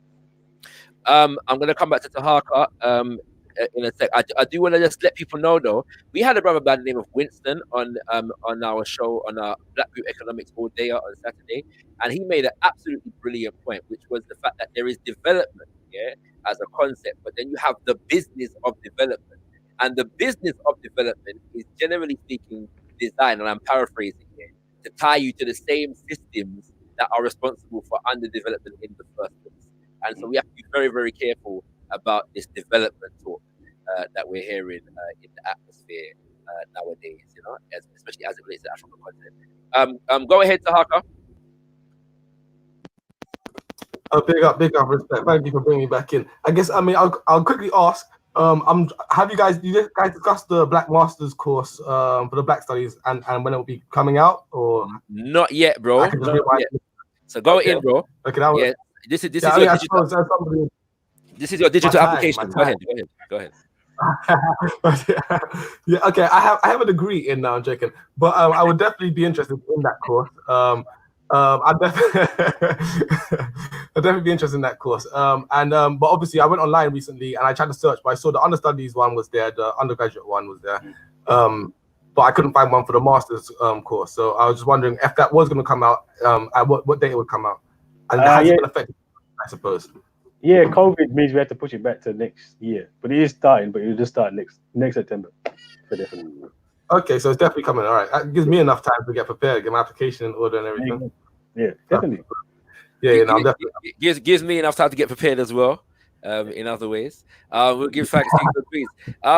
Right, feel free to stay with us, Tahaka. I do want to bring in EFF Africa time is now. Go ahead, bro. Yes, brother. Respect to everybody. Respect to everybody that's in the room. Greetings. Basically, like that's two things I want to talk about, but I don't want to keep it too far from each other. Firstly, I want to talk about respect to the brother Magufuli, where recently there was this guy who was walking down the road in Tanzania. he bumped into two of the biggest Tanzanite stores. So what the Magufuli did now is he told him that come and buy it, sell it to us. You know, that's the new policy. There is no policy where no white man has to like come and take your minerals, this and that. He went to the government, and government gave him the biggest check. And this is what I believe is called economic freedom. You know, like when you show it to your people. And this guy was like you know, those people that walks cows and that. Mm-hmm. So this is what, when I look at that, I see that, you know, Tanzania, when it comes to other things, you know, they're not far from it. But this guy is working day and night, you know. He's saying no to deals from China, all these things, you know, and he doesn't get the right recognition, you know. I do understand it might be because the guy, you know, speaks, he's proud of his mother language. Yeah, he will never use any English or any westernized language in his speeches or when he speaks to his people. He just speaks Swahili, you know. That's what, and I think we should follow that model. You know, we should look at, you know, why this guy he's just stone cold. He doesn't give a damn about no threats or anything, and he tells his people, look, we are very rich. You know, we've got all this. We've got the national park. We've got all these resources. And if you look at Tanzania, you know, like they're really building up the city like a European country. Then, brother, the other question is, like, I just come to realize this. Back in the days, because like around year 2007, even before that, I used to realize, you know, when people grow stuff like when they're farming, yeah, like you could farm like once a year, use the seeds and that, but that process will carry on. What the European came in and done now, yeah, is that they're forcing us to buy the fertilizer. But these fertilizer is like you can only use it once, you know. So it's like you have to always be embedded to these people. You have to always keep buying and going back to these people. Even though when the vegetable grows, yeah, they're fertilizer. The stuff they get from them, it's got like it pollens the whole system. So when it lands on any other field where it might have been African ways of the traditional ways they've been farming over there, it's gonna completely destroy it and turn everything to hybrid. This is where, like, you know, the European want us to buy the food of them. They don't want us to do anything for ourselves. And like, you know, what Magufuli does, he tells his people on a daily basis what they're doing against his people. And I believe the rest of the country need to hear these things. As a leader, you need to tell them. You need to tell the people, you know, this is the benefit. There's no benefit, you know, of being with the European. You need to tell them fully there is no benefit. I think this is the way we can move forward, you know. You know, when I say like this, I do say this a lot. I believe that until we get economic freedom, no black race will be respected ever. Because like when people are doing this to your own back garden, my brother, I'm gonna have to land you. Yeah, I'm gonna have to ask you to wrap up. Cause I got bare questions in the chat. Yeah, I fully understand you, brother. I fully understand you. My point is very simple. It's like, let's try. You know, we're hearing about let's fight racism. You know, let's try to make a racist person respect us more. We're not gonna be any respected for that. The only way we can be respected is to join this fight against, you know, people stealing our minerals and, you know, stealing food, our African children. You know what I mean? Like there's people, they're literally stealing out of their mouth, and we can't have this no more. You know, like that. You know, they have done enough for the stock exchange. The stock exchange has boomed so much. When is it our turn?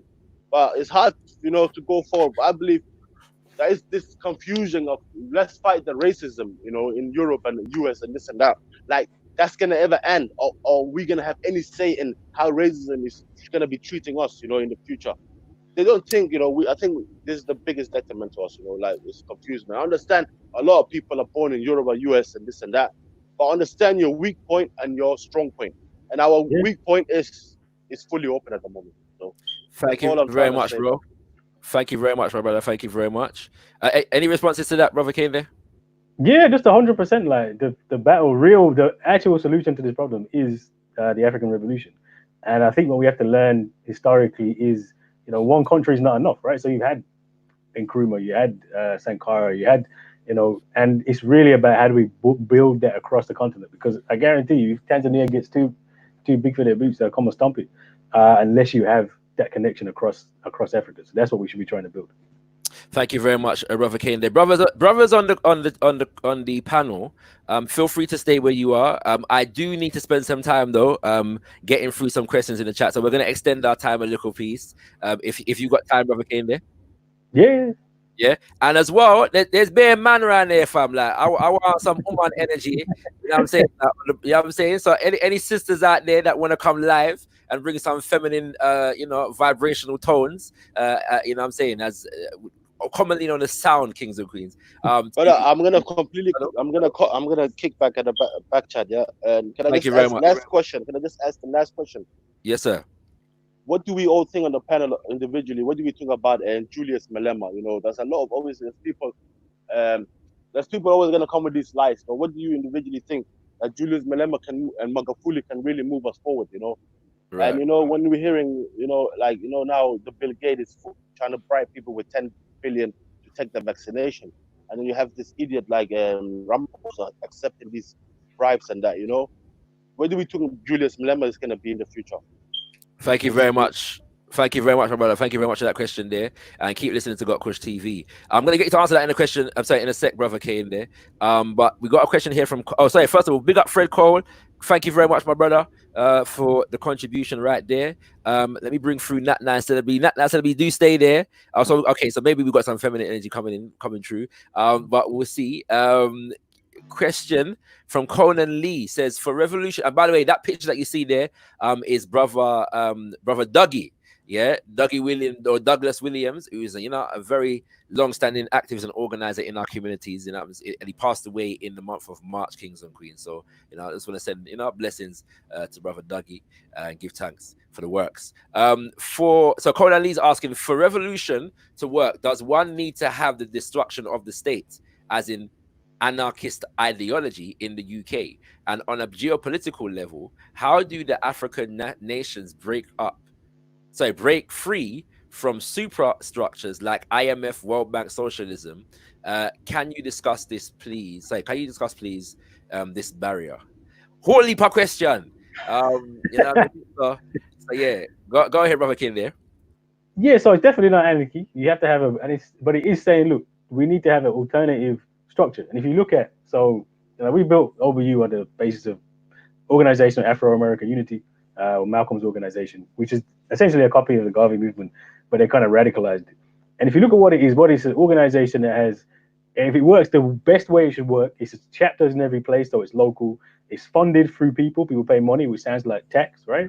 It's got a Department of Education, a Department of Health, a Department of Economics, sounds like the government.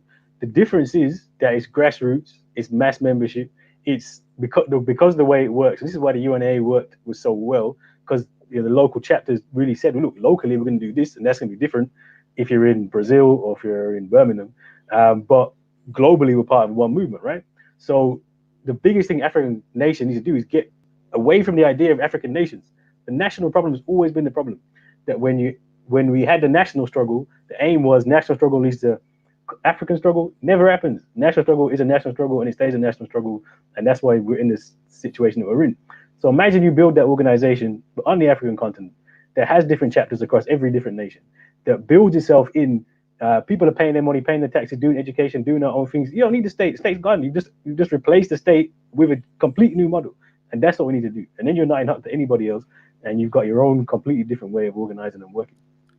Trust me, I've come to the conclusion that the biggest hindrance to our development at the moment is critical mass upon a revolutionary ideology. Do you know what I'm saying? I'm coming to you, Stella B and Nat Nai, so stay tuned. And I've got another question in the chat from Sister Kenya Sue. Last question is so apologies if I've missed some of your previous questions, Sister Kenya Sue. I apologize sincerely. Is the Rona 19, an opportunity to force us to unify around issues we have in common by way of solutions when we isolate ourselves from oppressive forces? Peace. Hopefully it's a time to reflect, a time where we can really think about what the issues happening to us. I think that idea that we're still, even something like this disease, which we, in theory, like, it's in the West, right? It should be something that we should not be necessarily as fearful of, but actually look at us, look at our position in these countries. We're still coming out worse, right? This should remind us that racism is a matter of life and death, right? It's not microaggressions or the way someone talks to me when I'm in the streets. None of that. It's life and death. And if we can understand that, then maybe we can start making the changes that we need to make. And finally, before I get to Stella B and Nat Nye, I think we're getting some clarity from How About Beth in terms of what she was saying. Basically, friends whose fam used to own slaves, enslaved Africans, are paying reparations, but to charities. How can I make it work for the descendants of the enslaved? May I please email? Yeah, I mean, always feel free to email. So kehinde.andrews@bcu.ac.uk is the best way to get through. I mean, I think what I would say is that we can't rely on these token reparation payments from these companies. So that's why I say, like, let's just do something else. Like, listen, we're gonna make our time doing something. Let's spend our time doing organizing, building for ourselves. Thank you very much, Brother Kehinde. Right, Stella B, Nat Nye. Greetings, everyone. Greetings, sis. Greetings. Welcome, welcome, welcome. Thank you so much for having us. Thank you, Kehinde Andrews. We are really enjoying the talk, the straight talking. Just wanted to big you up for always speaking plainly in arenas that all often obstruct the truth. So yeah, big you up for that. And I just wanted to ask you what your top 3 things for Africans, both on the continent and diaspora, to focus on. What would you say those top 3 things should be? Top 3. Organize. One. Organize. Like, there is nothing if we don't have our own organizations. When I say organize, I mean build organizations, build different infrastructures. There has to be top, because that is the thing that we haven't effectively done really anywhere, and even in Africa. We've kind of relied on other people to come and build our infrastructure for us, which is like literally the worst possible thing you could ever do. So organize would be the one. Education, educate, not just yourself. I think that is important, but making sure that we're educating everybody. I think that's one of the biggest things. We've definitely lost some of the strength that we had. If you look at the Black Power movement in the UK and in the West more generally, like, one of its big things was education. Like, you just learn stuff. There was information out there, bookshop, Saturday school, community, and that's gone now. So when I'm saying, like, I'm teaching this younger generation who really don't know nothing and got no politics, I'm not mad at them. I got mad at ourselves. So that's our fault, right? We have done something wrong if we have a generation of young people who ain't got politically active. So educate for all of us, I think. Educate not just for yourself, but educate for the community. Third thing, stay black. No, stay black. That's important. Stay black. That's maybe that's number 1 thing. I don't know. But stay black, because too many times, particularly, and stay in Africa as well. Staying black just as important in Africa is outside of Africa. Too often, like, we temper what we say, and we change what we say because we want to get into this thing or that thing. Nah, forget that. Stay black. Stay as black as you can. Not as black as you can, as black as you need to.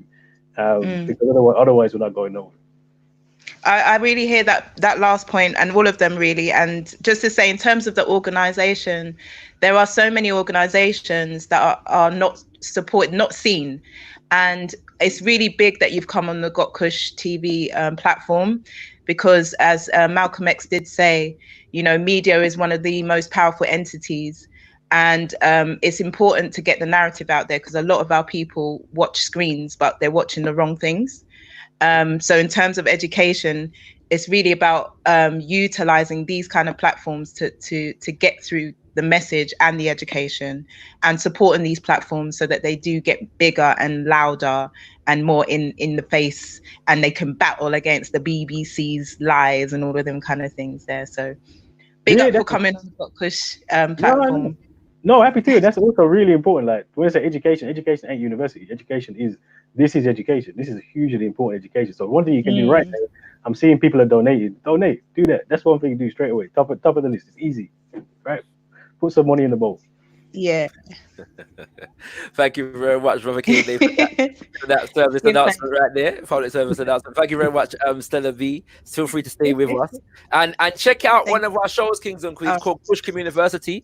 We've got a show called Kush University, whereby we profile, the Black Warrior Scholarship in our community. And no doubt we're going to get Brother Kehinde on there at some point soon.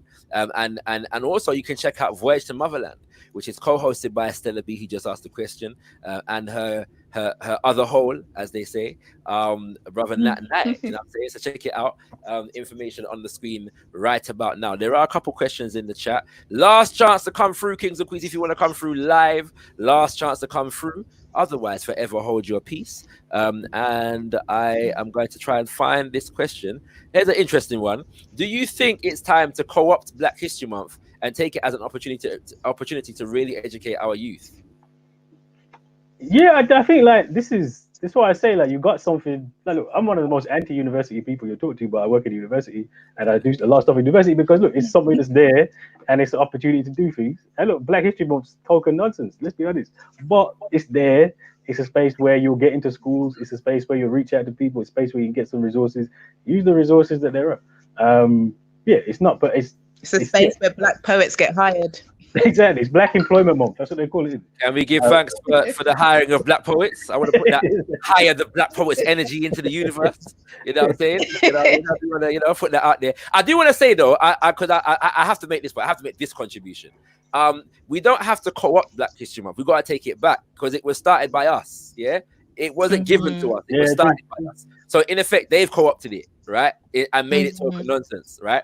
But we have to know names, and this is why it's important. We have to know the names of Carter G. Woodson, and Achiaba Adaye Sebo, Linda Bellos, and others who were instrumental to the beginning of Black History Month in the USA and the UK. Yeah, we have to know these names, kings and queens. All right.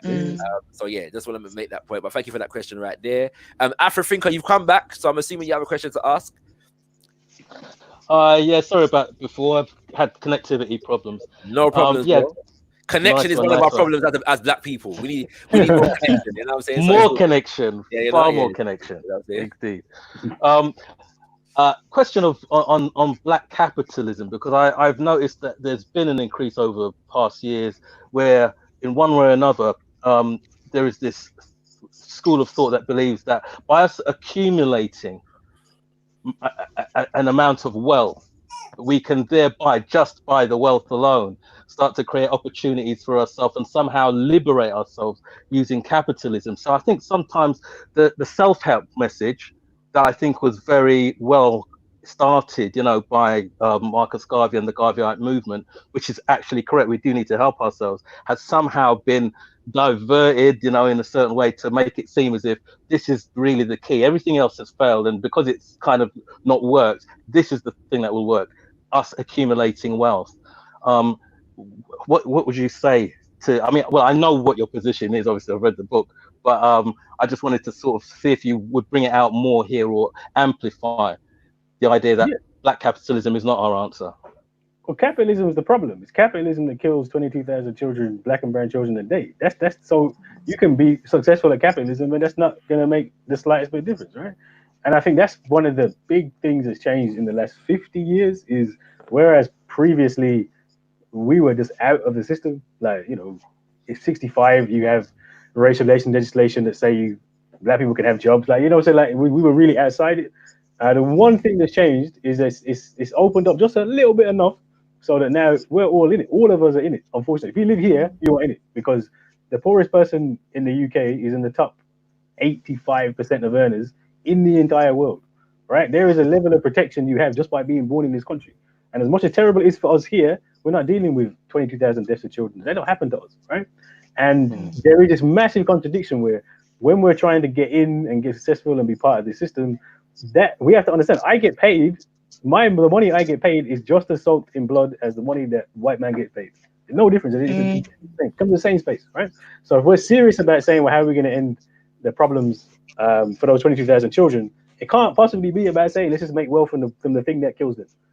And that's if you think about how we go forward globally, that's the biggest problem. Because actually, if we're honest, if I'm honest personally, it's actually in my interest to keep capitalism, my personal bank balance interest to keep capitalism in place now, right? Which does put us in this really tricky position, right? All right. I just have a quick follow-up. Yeah, go ahead, bro. Right? Shakra? Thank you very much, Shakra. Yeah, so a quick follow-up to that is that the other day there was a debate or a question that came up, it happened on Facebook, but the essence of it was where somebody advocated that African countries actually owed us reparations, so that we and they could pay us diasporans reparations by giving us land at preferential rates and citizenship, and I suppose the whole idea is this, a resurgence of the back to Africa, year of return type of thing. When I kind of blew up the idea that, hold on, we're actually quite privileged, and what are we going there to do? Are we going there to oppress the people or free them? Are we going to go there to oppress them and displace them, or are we going to free them? It went up in uproar because I asked such an outrageous question, but that's really the issue, tying into what you said. I mean, how do we tackle this idea of us having solidarity with the continent, building up continent, but not seeking to make matters worse, really, by bringing maybe our own Western ideas or simply displacing people? Because this is an issue that now the Americans who are born in America have got with those immigrants who've come to America. And the system uses the people who are coming in to displace those people who've been hardworking and trying to get just the means of survival. Yeah, I think that's why you have to build an organization that's internet. It has to be global. It can't be like we started here and it's just here. It can't. It needs to be really have all of us in it together, and all of us understanding that. Look, as much as I just said, look, the picture I just painted is a bit bleak, right? We're all soaked in blood body from oppressing Africa, which is true, but that's where we're at. And the question is, what do we do? How do we? We're in that position, and that means that we have opportunities and we have resources that we can use, and how are we using them? If I'm using those resources just to benefit myself and my family, I'm just as bad as everybody else, right?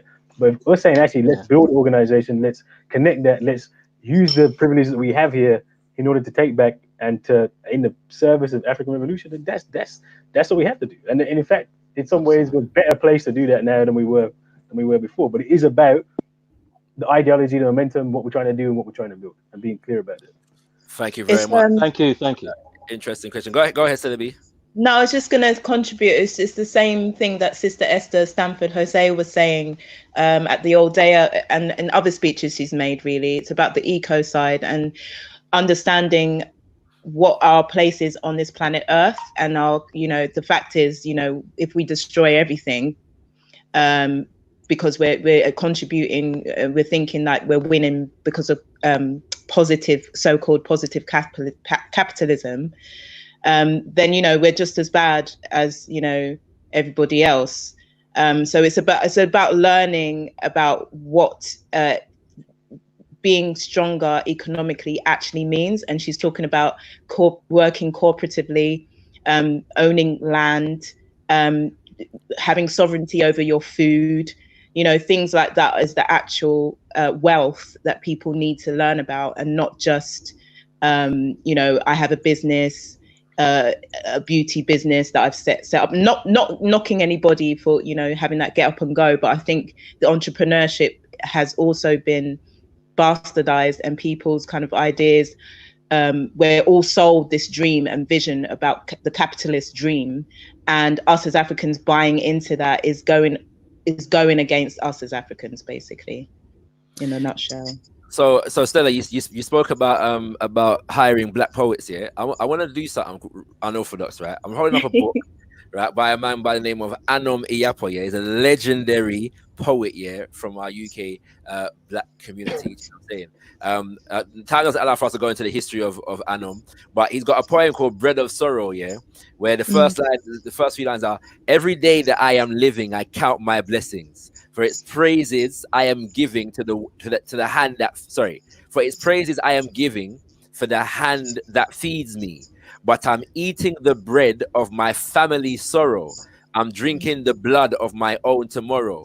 And that whole poem is about the fact that we, living in these first world nations like Britain and America, are really, at some level, basically, hands are soaked in the blood of the oppression of our brothers and sisters in Africa and the Caribbean and kind of things there, because there's a cost for this higher level of living standard that we experience over here. So, the voices of the poets are prophetic, Kings of Peace. Yeah. So we want to just make that clear. All right. Exactly. Right, we're gonna begin to wrap up the thing. So I'm gonna do a quick blitz. See if there's any questions in the chat. But anybody who's on the panel right now that's got something to say, a final word, a final question, feel free to unmute and bring it forth now. Cool, yeah. Sorry, Stella. It's the best. Cool, yeah. I'll just jump in quickly and ask, on on my question, I put in the super chat just so I can remember it. It was basically around insiders and outsider groups, basically. And I suppose one of the questions that Shakara has been asking a lot on Got Kush on his Corona Conversation series to people is Black Power versus Black Lives Matter. And I suppose Black Lives Matter over the past couple of months, past month or so, has suddenly seen itself become an insider sort of group. Well, maybe not suddenly, perhaps. Maybe it's been working its way there for a while. But I mean, back when Colin Kaepernick was saying it and things like this, it was seen as something radical and unthinkable. And now it's something that is fundable and people are willing to stand next to and work with. Can the Overton window ever be shifted that far towards Black Power becoming something that is stand by, something that you can stand by? And do you think it's something that Black Power groups should be angling towards to become insider groups, or do you think Black Power groups' power is in being outsiders? I just want to add some context to that question before Kehinde answers it. There is I haven't seen this myself, but I've heard about it, whereby they had a whole road leading up to the White House that was traipsed with Black Lives Matter. This was funded by the government, and there are, as you said, there's big corporations now. I don't ever see this happening. Like, and what's it called with the term Black Power? I don't see a world in which the government of the United States would fund a Black Power display leading up to the White House. I can't visualize. But maybe mind you, there was a time when we said we could never see a Black president, and we did. So Yeah, you know what I mean? But anyway, go ahead, Robert Kehinde. No, you're right. I mean, look, Black Power is not embraced because it is. Look, Black people need power, and the fact that they keep taking our power is why we're in a situation and why they have this wealth, right? And Black Lives Matter is a problematic. Let's be honest, it's a problematic slogan. It's the very basic minimum. You're just saying Black people are humans, basically, right? Yes. And the reason it's been picked up is because who's going to disagree? Like, who really can disagree? Black Lives Matter is something that everybody can say, and they can put it on T-shirts, and they can be around there, and one of the really interesting things which is happening, which I think is bad, is that now the whole conversation is being framed by that statement. So, for example, we're in a meeting at work, online meeting. We've been talking about racism, systemic racism, institutional racism. I talk about racism all the time, like literally, like all the time, constantly. And then the vice chancellor, the boss of the university, comes on and he's like, "Well, does anybody want to talk about Black Lives Matter?" I'm like, "What? Like, what does that even mean?" Like, we've been for years coming to you about racism, institutional, all these, but that's how you feel comfortable talking about this and this kind of. And if you look at the way it basically means it's almost meaningless for them to say it, and that's really why you're seeing these really tokenistic responses from these corporations. Like, let's change the picture on a box, let's change the name of this, let's put a Black Lives Matter over the football and all that nonsense, because it's a palatable, digestible slogan. Yeah, it's definitely not Black Power in that sense. Thank you for It's that. not African Lives Matter either. No, it's not. That's an interesting one. I'm not sure that one will pick up as quickly as this one. But yeah, it's an interesting one. And especially because there's so much anti-Africanness still existing among Black people. It's mad. Like, yeah, and that is something that's also reared its ugly head quite exponentially in the last few years. Right, we've got a question coming in the chat. Oh look, you lot are on it today, but we're not gonna wrap up today. You got all night, Kehinde. Right. So I'm gonna. All right. I'll finish with the chat question. We'll wrap up with the panel first. So anybody else who got a last question or a last word on the panel? You've had to. My other whole wants to join in. Nat. How can we deny that night? You know what I mean? Yeah, respect Shakara. Big up Professor Kehinde and everyone else on the panel. I don't want to take up too much because Shakara was saying we need some more girls in here or more women in here, and there's too many men, too many men. So yeah. But hail up my Queen Stella. It's her birthday today, and she's come on and she's. Happy birthday! They're all humble and that. You get me? Birthday blessings. Happy birthday. We won't ask you how old are you now. How old are you? Go ahead. Go on. So this question can't be answered in one sentence, but if Professor Kehinde, if you could just like point us in the right direction if possible. It's the question around power. I think basically good people need to aspire for power. Power is not a bad thing. It's if it's misused is when it's a bad thing. When we've got this sort of it stems from a religion that, you know, heaven, we wait for heaven later, we suffer now, wait for heaven later. So we have an association with power that is negative, and that puts us in a position of continuously begging. So as you lot were talking about Black Lives Matter earlier, Black Lives Matter is acceptable to the system because it is pleading to the system to basically see us as human. But then we have to debate about being human or not. We shouldn't have to debate that, period. When you have power, there is no debate. So the question is really, how do we acquire power? Marcus Garvey set out a plan, and it was an economic, with an economic routing to it, or it was economics was an important aspect of it. Let me put it that way. And then you had the Black Panthers, who went on the more socialistic pathway. As things have passed on, we're now in a time of insane capitalism, and now we're shifting into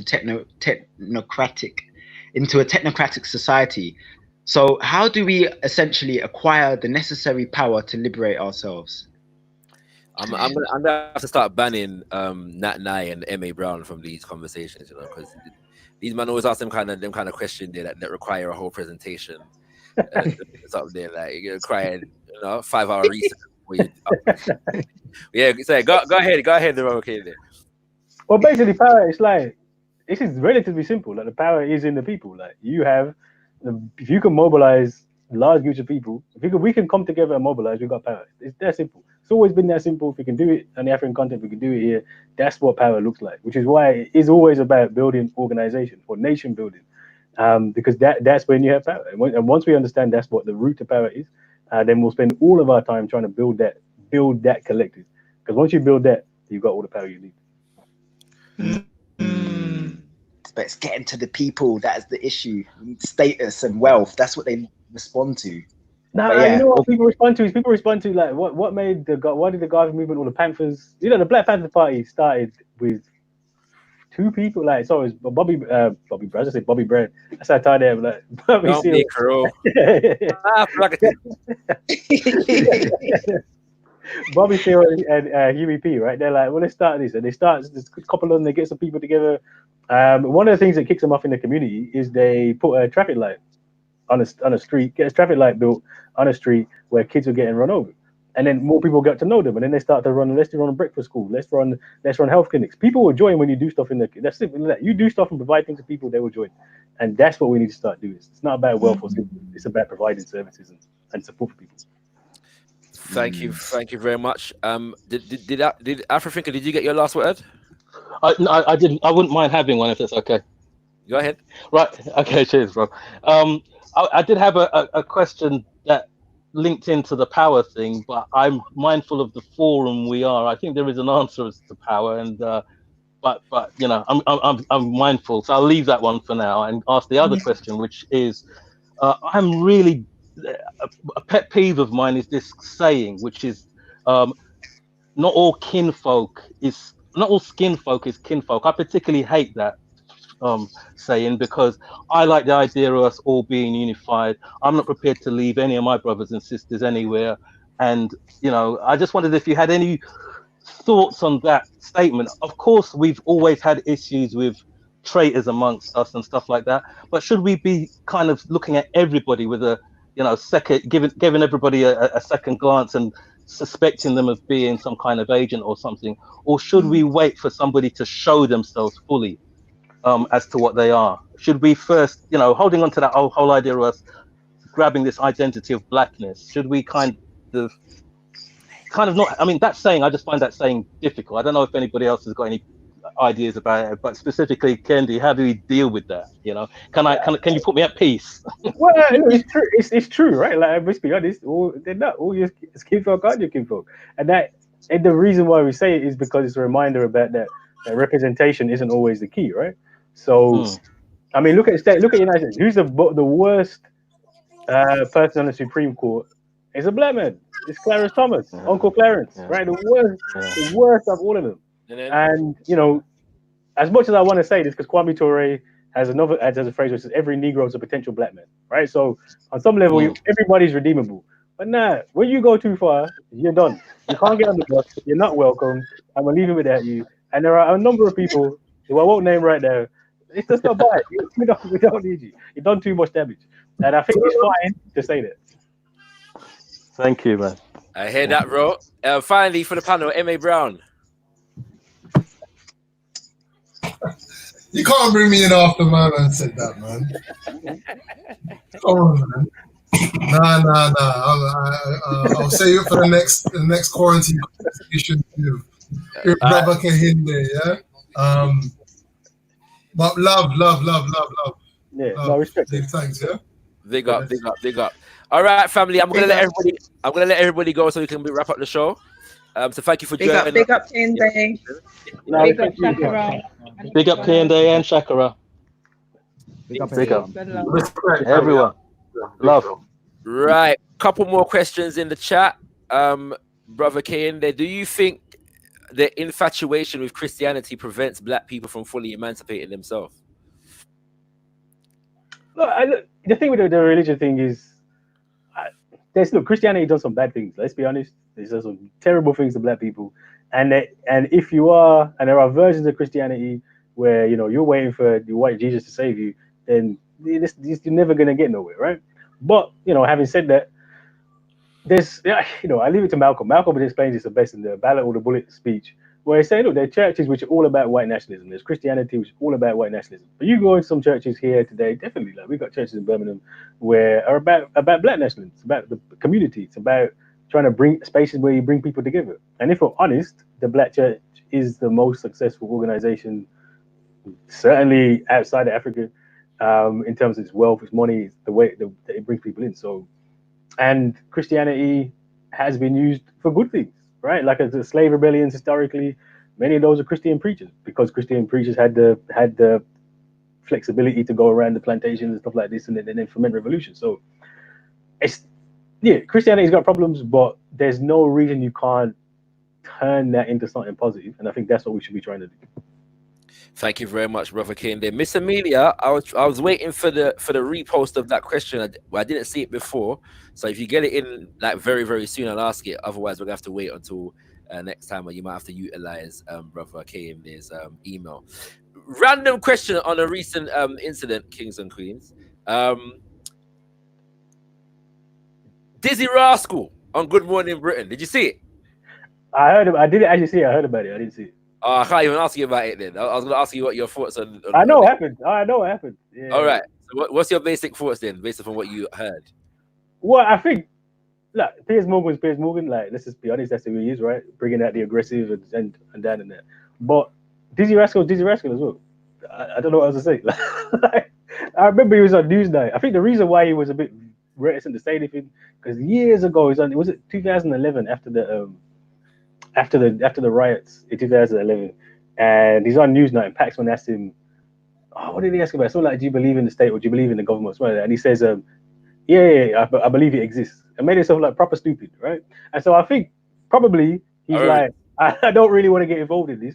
And also, should we really be asking, do I really care what Dizzy Rascal thinks about black politics? Probably not. So the funny thing is, sorry, I'm just on that point. He was actually quite heavily criticized for what he said on that Newsnight. So he probably learned some lessons. At the same time, he's not above speaking about some political issues in his music. You know what I'm saying? But I take your point. But sorry, go ahead. But no, I mean, I don't know. On the one hand, I say, look, if you got a platform and you're black in this moment, I think you probably do have a responsibility to have something to say. But if you generally have nothing to say, don't feel sorry about having nothing to say. It's better to say nothing. Better not to say something stupid than to just speak, because it's because you're black. You shouldn't necessarily have to talk about it. I think opinions are split on whether he should have said something or not. But I think generally speaking, people did like the way how he dealt with Piers. I like that. I definitely like that, because he definitely shot down. And it's not. And if we really are looking to Dizzy Rascal, then we got a problem. I was gonna say that like straight up, like that's not his role, right? I hear that, family. I hear that. Well, Kings and Queens, fixed up, look sharp.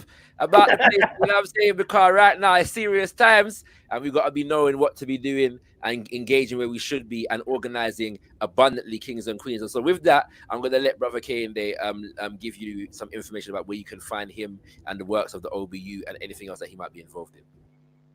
Yes, so as I said, we're relaunching Harmony Organization of Black Unity August.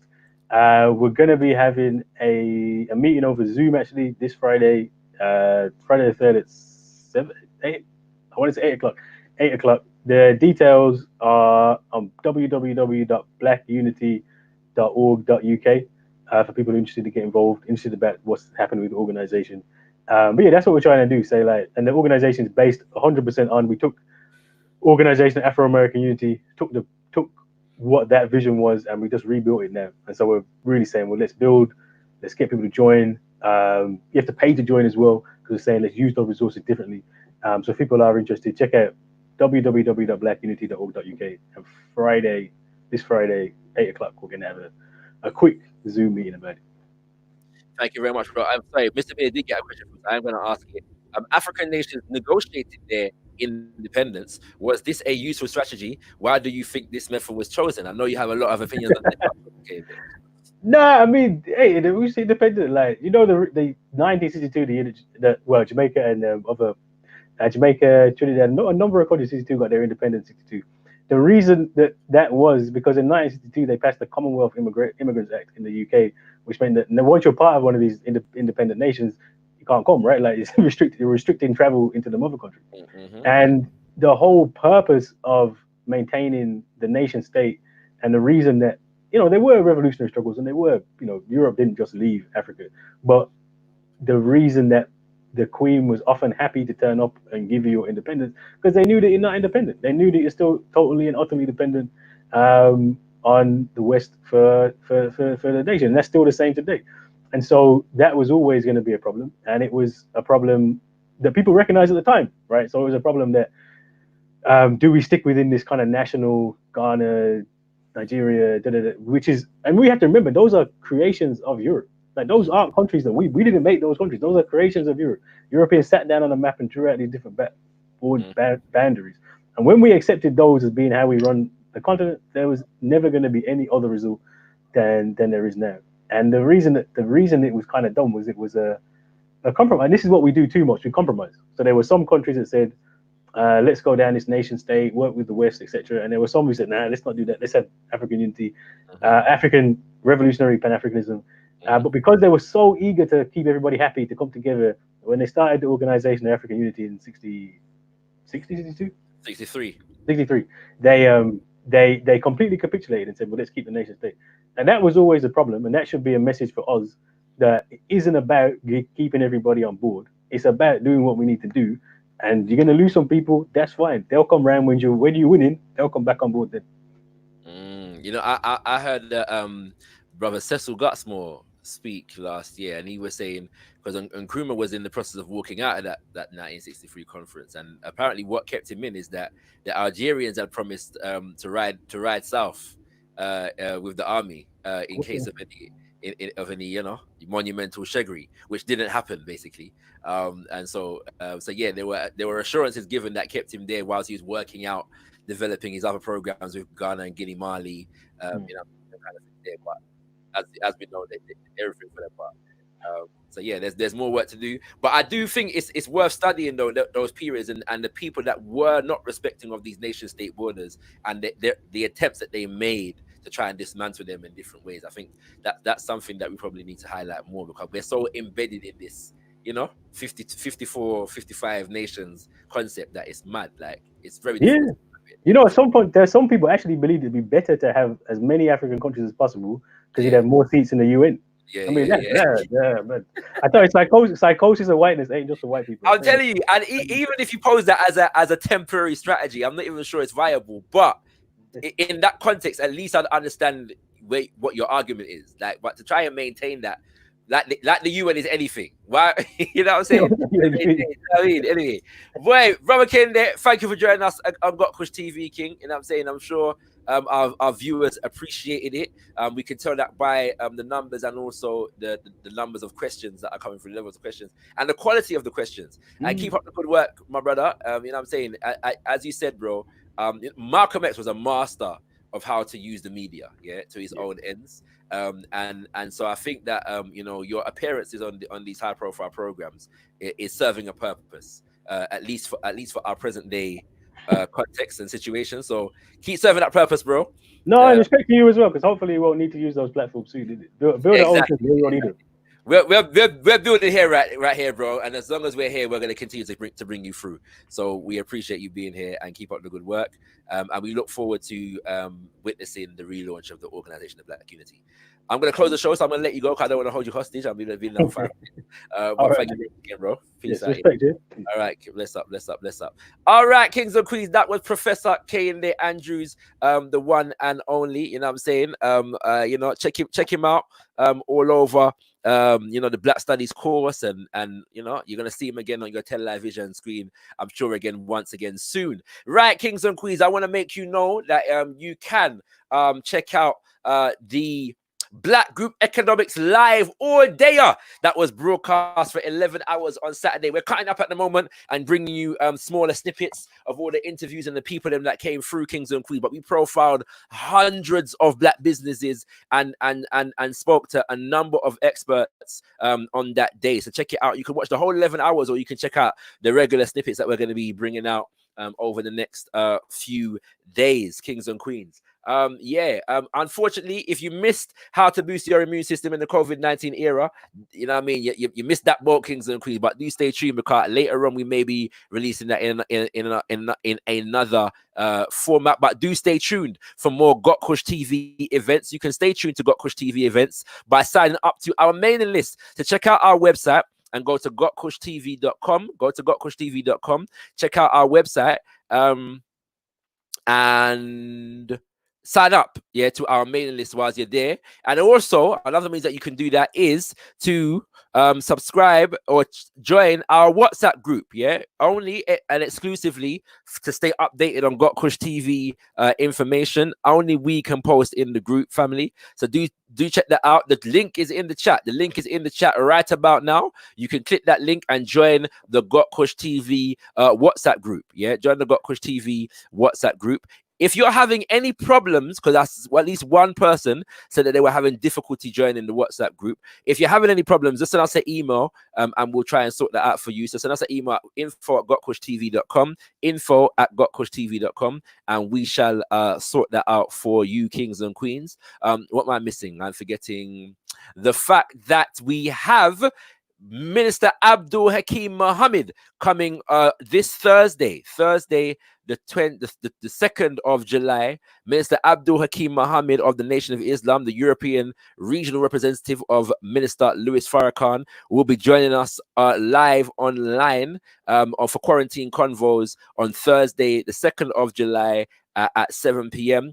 And Decipher, the first episode of Decipher, the home of gotkushTV Conscious Controversial Conversation, was released yesterday. So you can watch that right now, kings and queens. Check out the videos and check out Decipher and share your opinions in the comments. You want to keep the conversation going, keep Decipher flowing. So make sure you share your opinions in the comment section, kings and queens. If you want to snippet as to what's happening and coming up for gotkushTV, stay tuned for the messages. We thank you all for joining us for this edition of Quarantine Convos. We send special thank yous to brother Kehinde Andrews.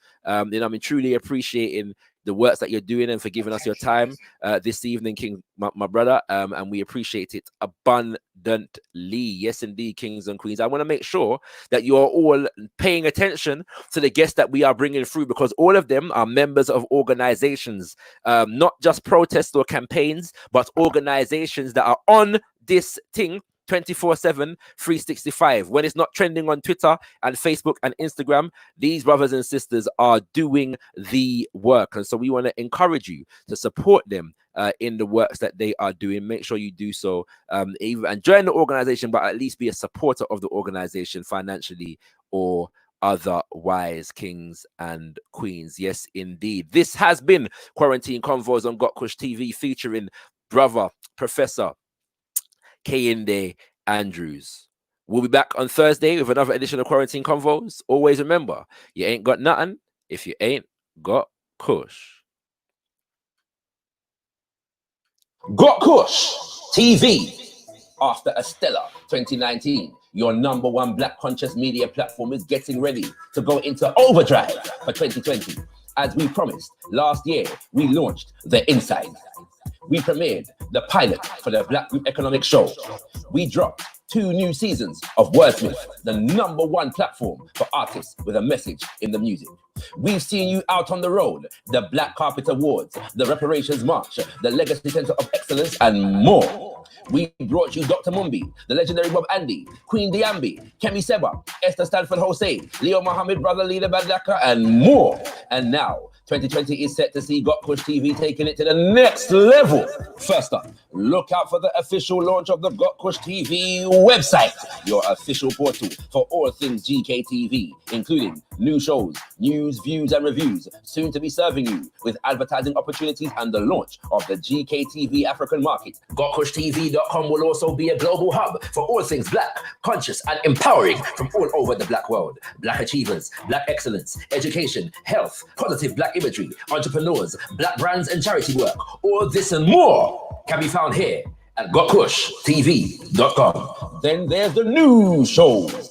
Decipher, the dynamic discussion and debate show. Health is Wealth, practical tips for living in wellness. Kush Communiversity, home of Black Warrior Scholarship. And UK Fire Entertainment, bringing you a slew of music videos for your listening and viewing pleasure. Look out for more of The Insight, Wordsmith, and the full 3rd season of the Black Group Economic Show, all coming your way soon. As always, the GKTV film team is available for hire to cover your events and all filming needs. Visit us at gotkushtv.com for hire inquiries and more information. Stand by all Black businesses through our website, social media, and show content. We have monumental advertising, sponsorship, and network opportunities catering specially for you. gotkushTV is about to take off. To join us for the ride, there's 4 things you can do. 1, subscribe to our channel. Hit that bell to make sure you don't miss a release. Join us on all social media and hit up gotkushtv.com to subscribe to our mailing list for exclusive opportunities in the near future. 2, like. Let us know you're feeling our content by hitting that ever so important button of approval. 3, comment. We want to hear your feedback on everything we're putting out, so make sure your presence is felt in the comment section. 4, share. Spread the word by hitting that share button and exposing your circle to the magnificence that is gotkushTV. We look forward to building with you throughout 2020 and servicing you with high quality Black media production. gotkushTV. Beyond discussion, beyond debate, we put the power in Black media.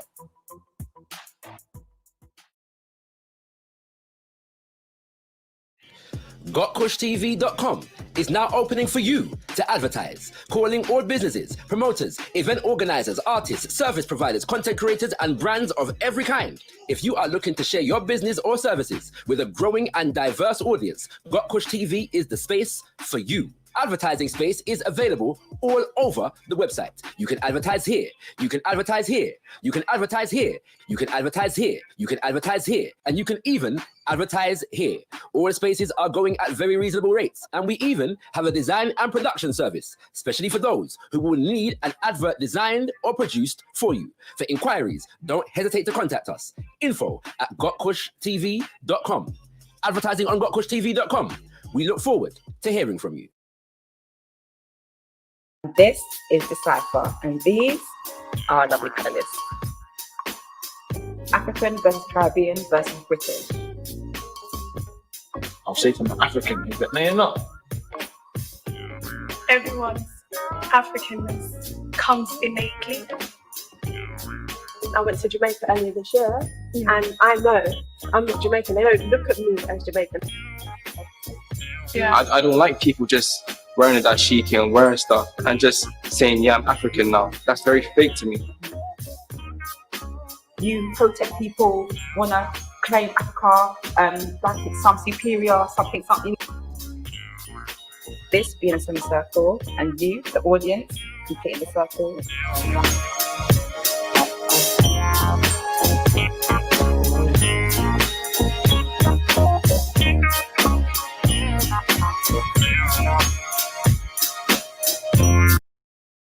Wordsmith, the #1 platform in the UK where black music meets bars, meets message. Don't watch the industry, we are the mainstream. Wordsmith, exclusively on gotkushTV.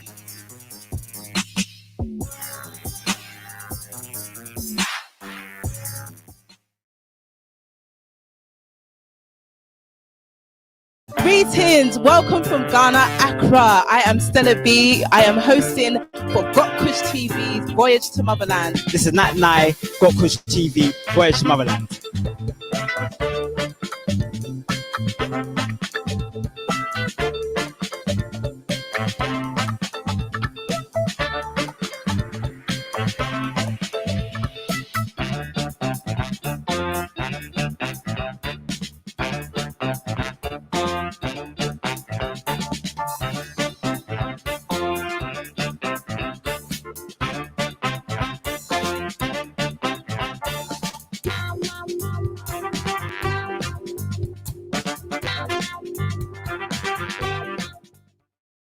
Even if you don't know chords at all, you don't know anything about music theory like me, this is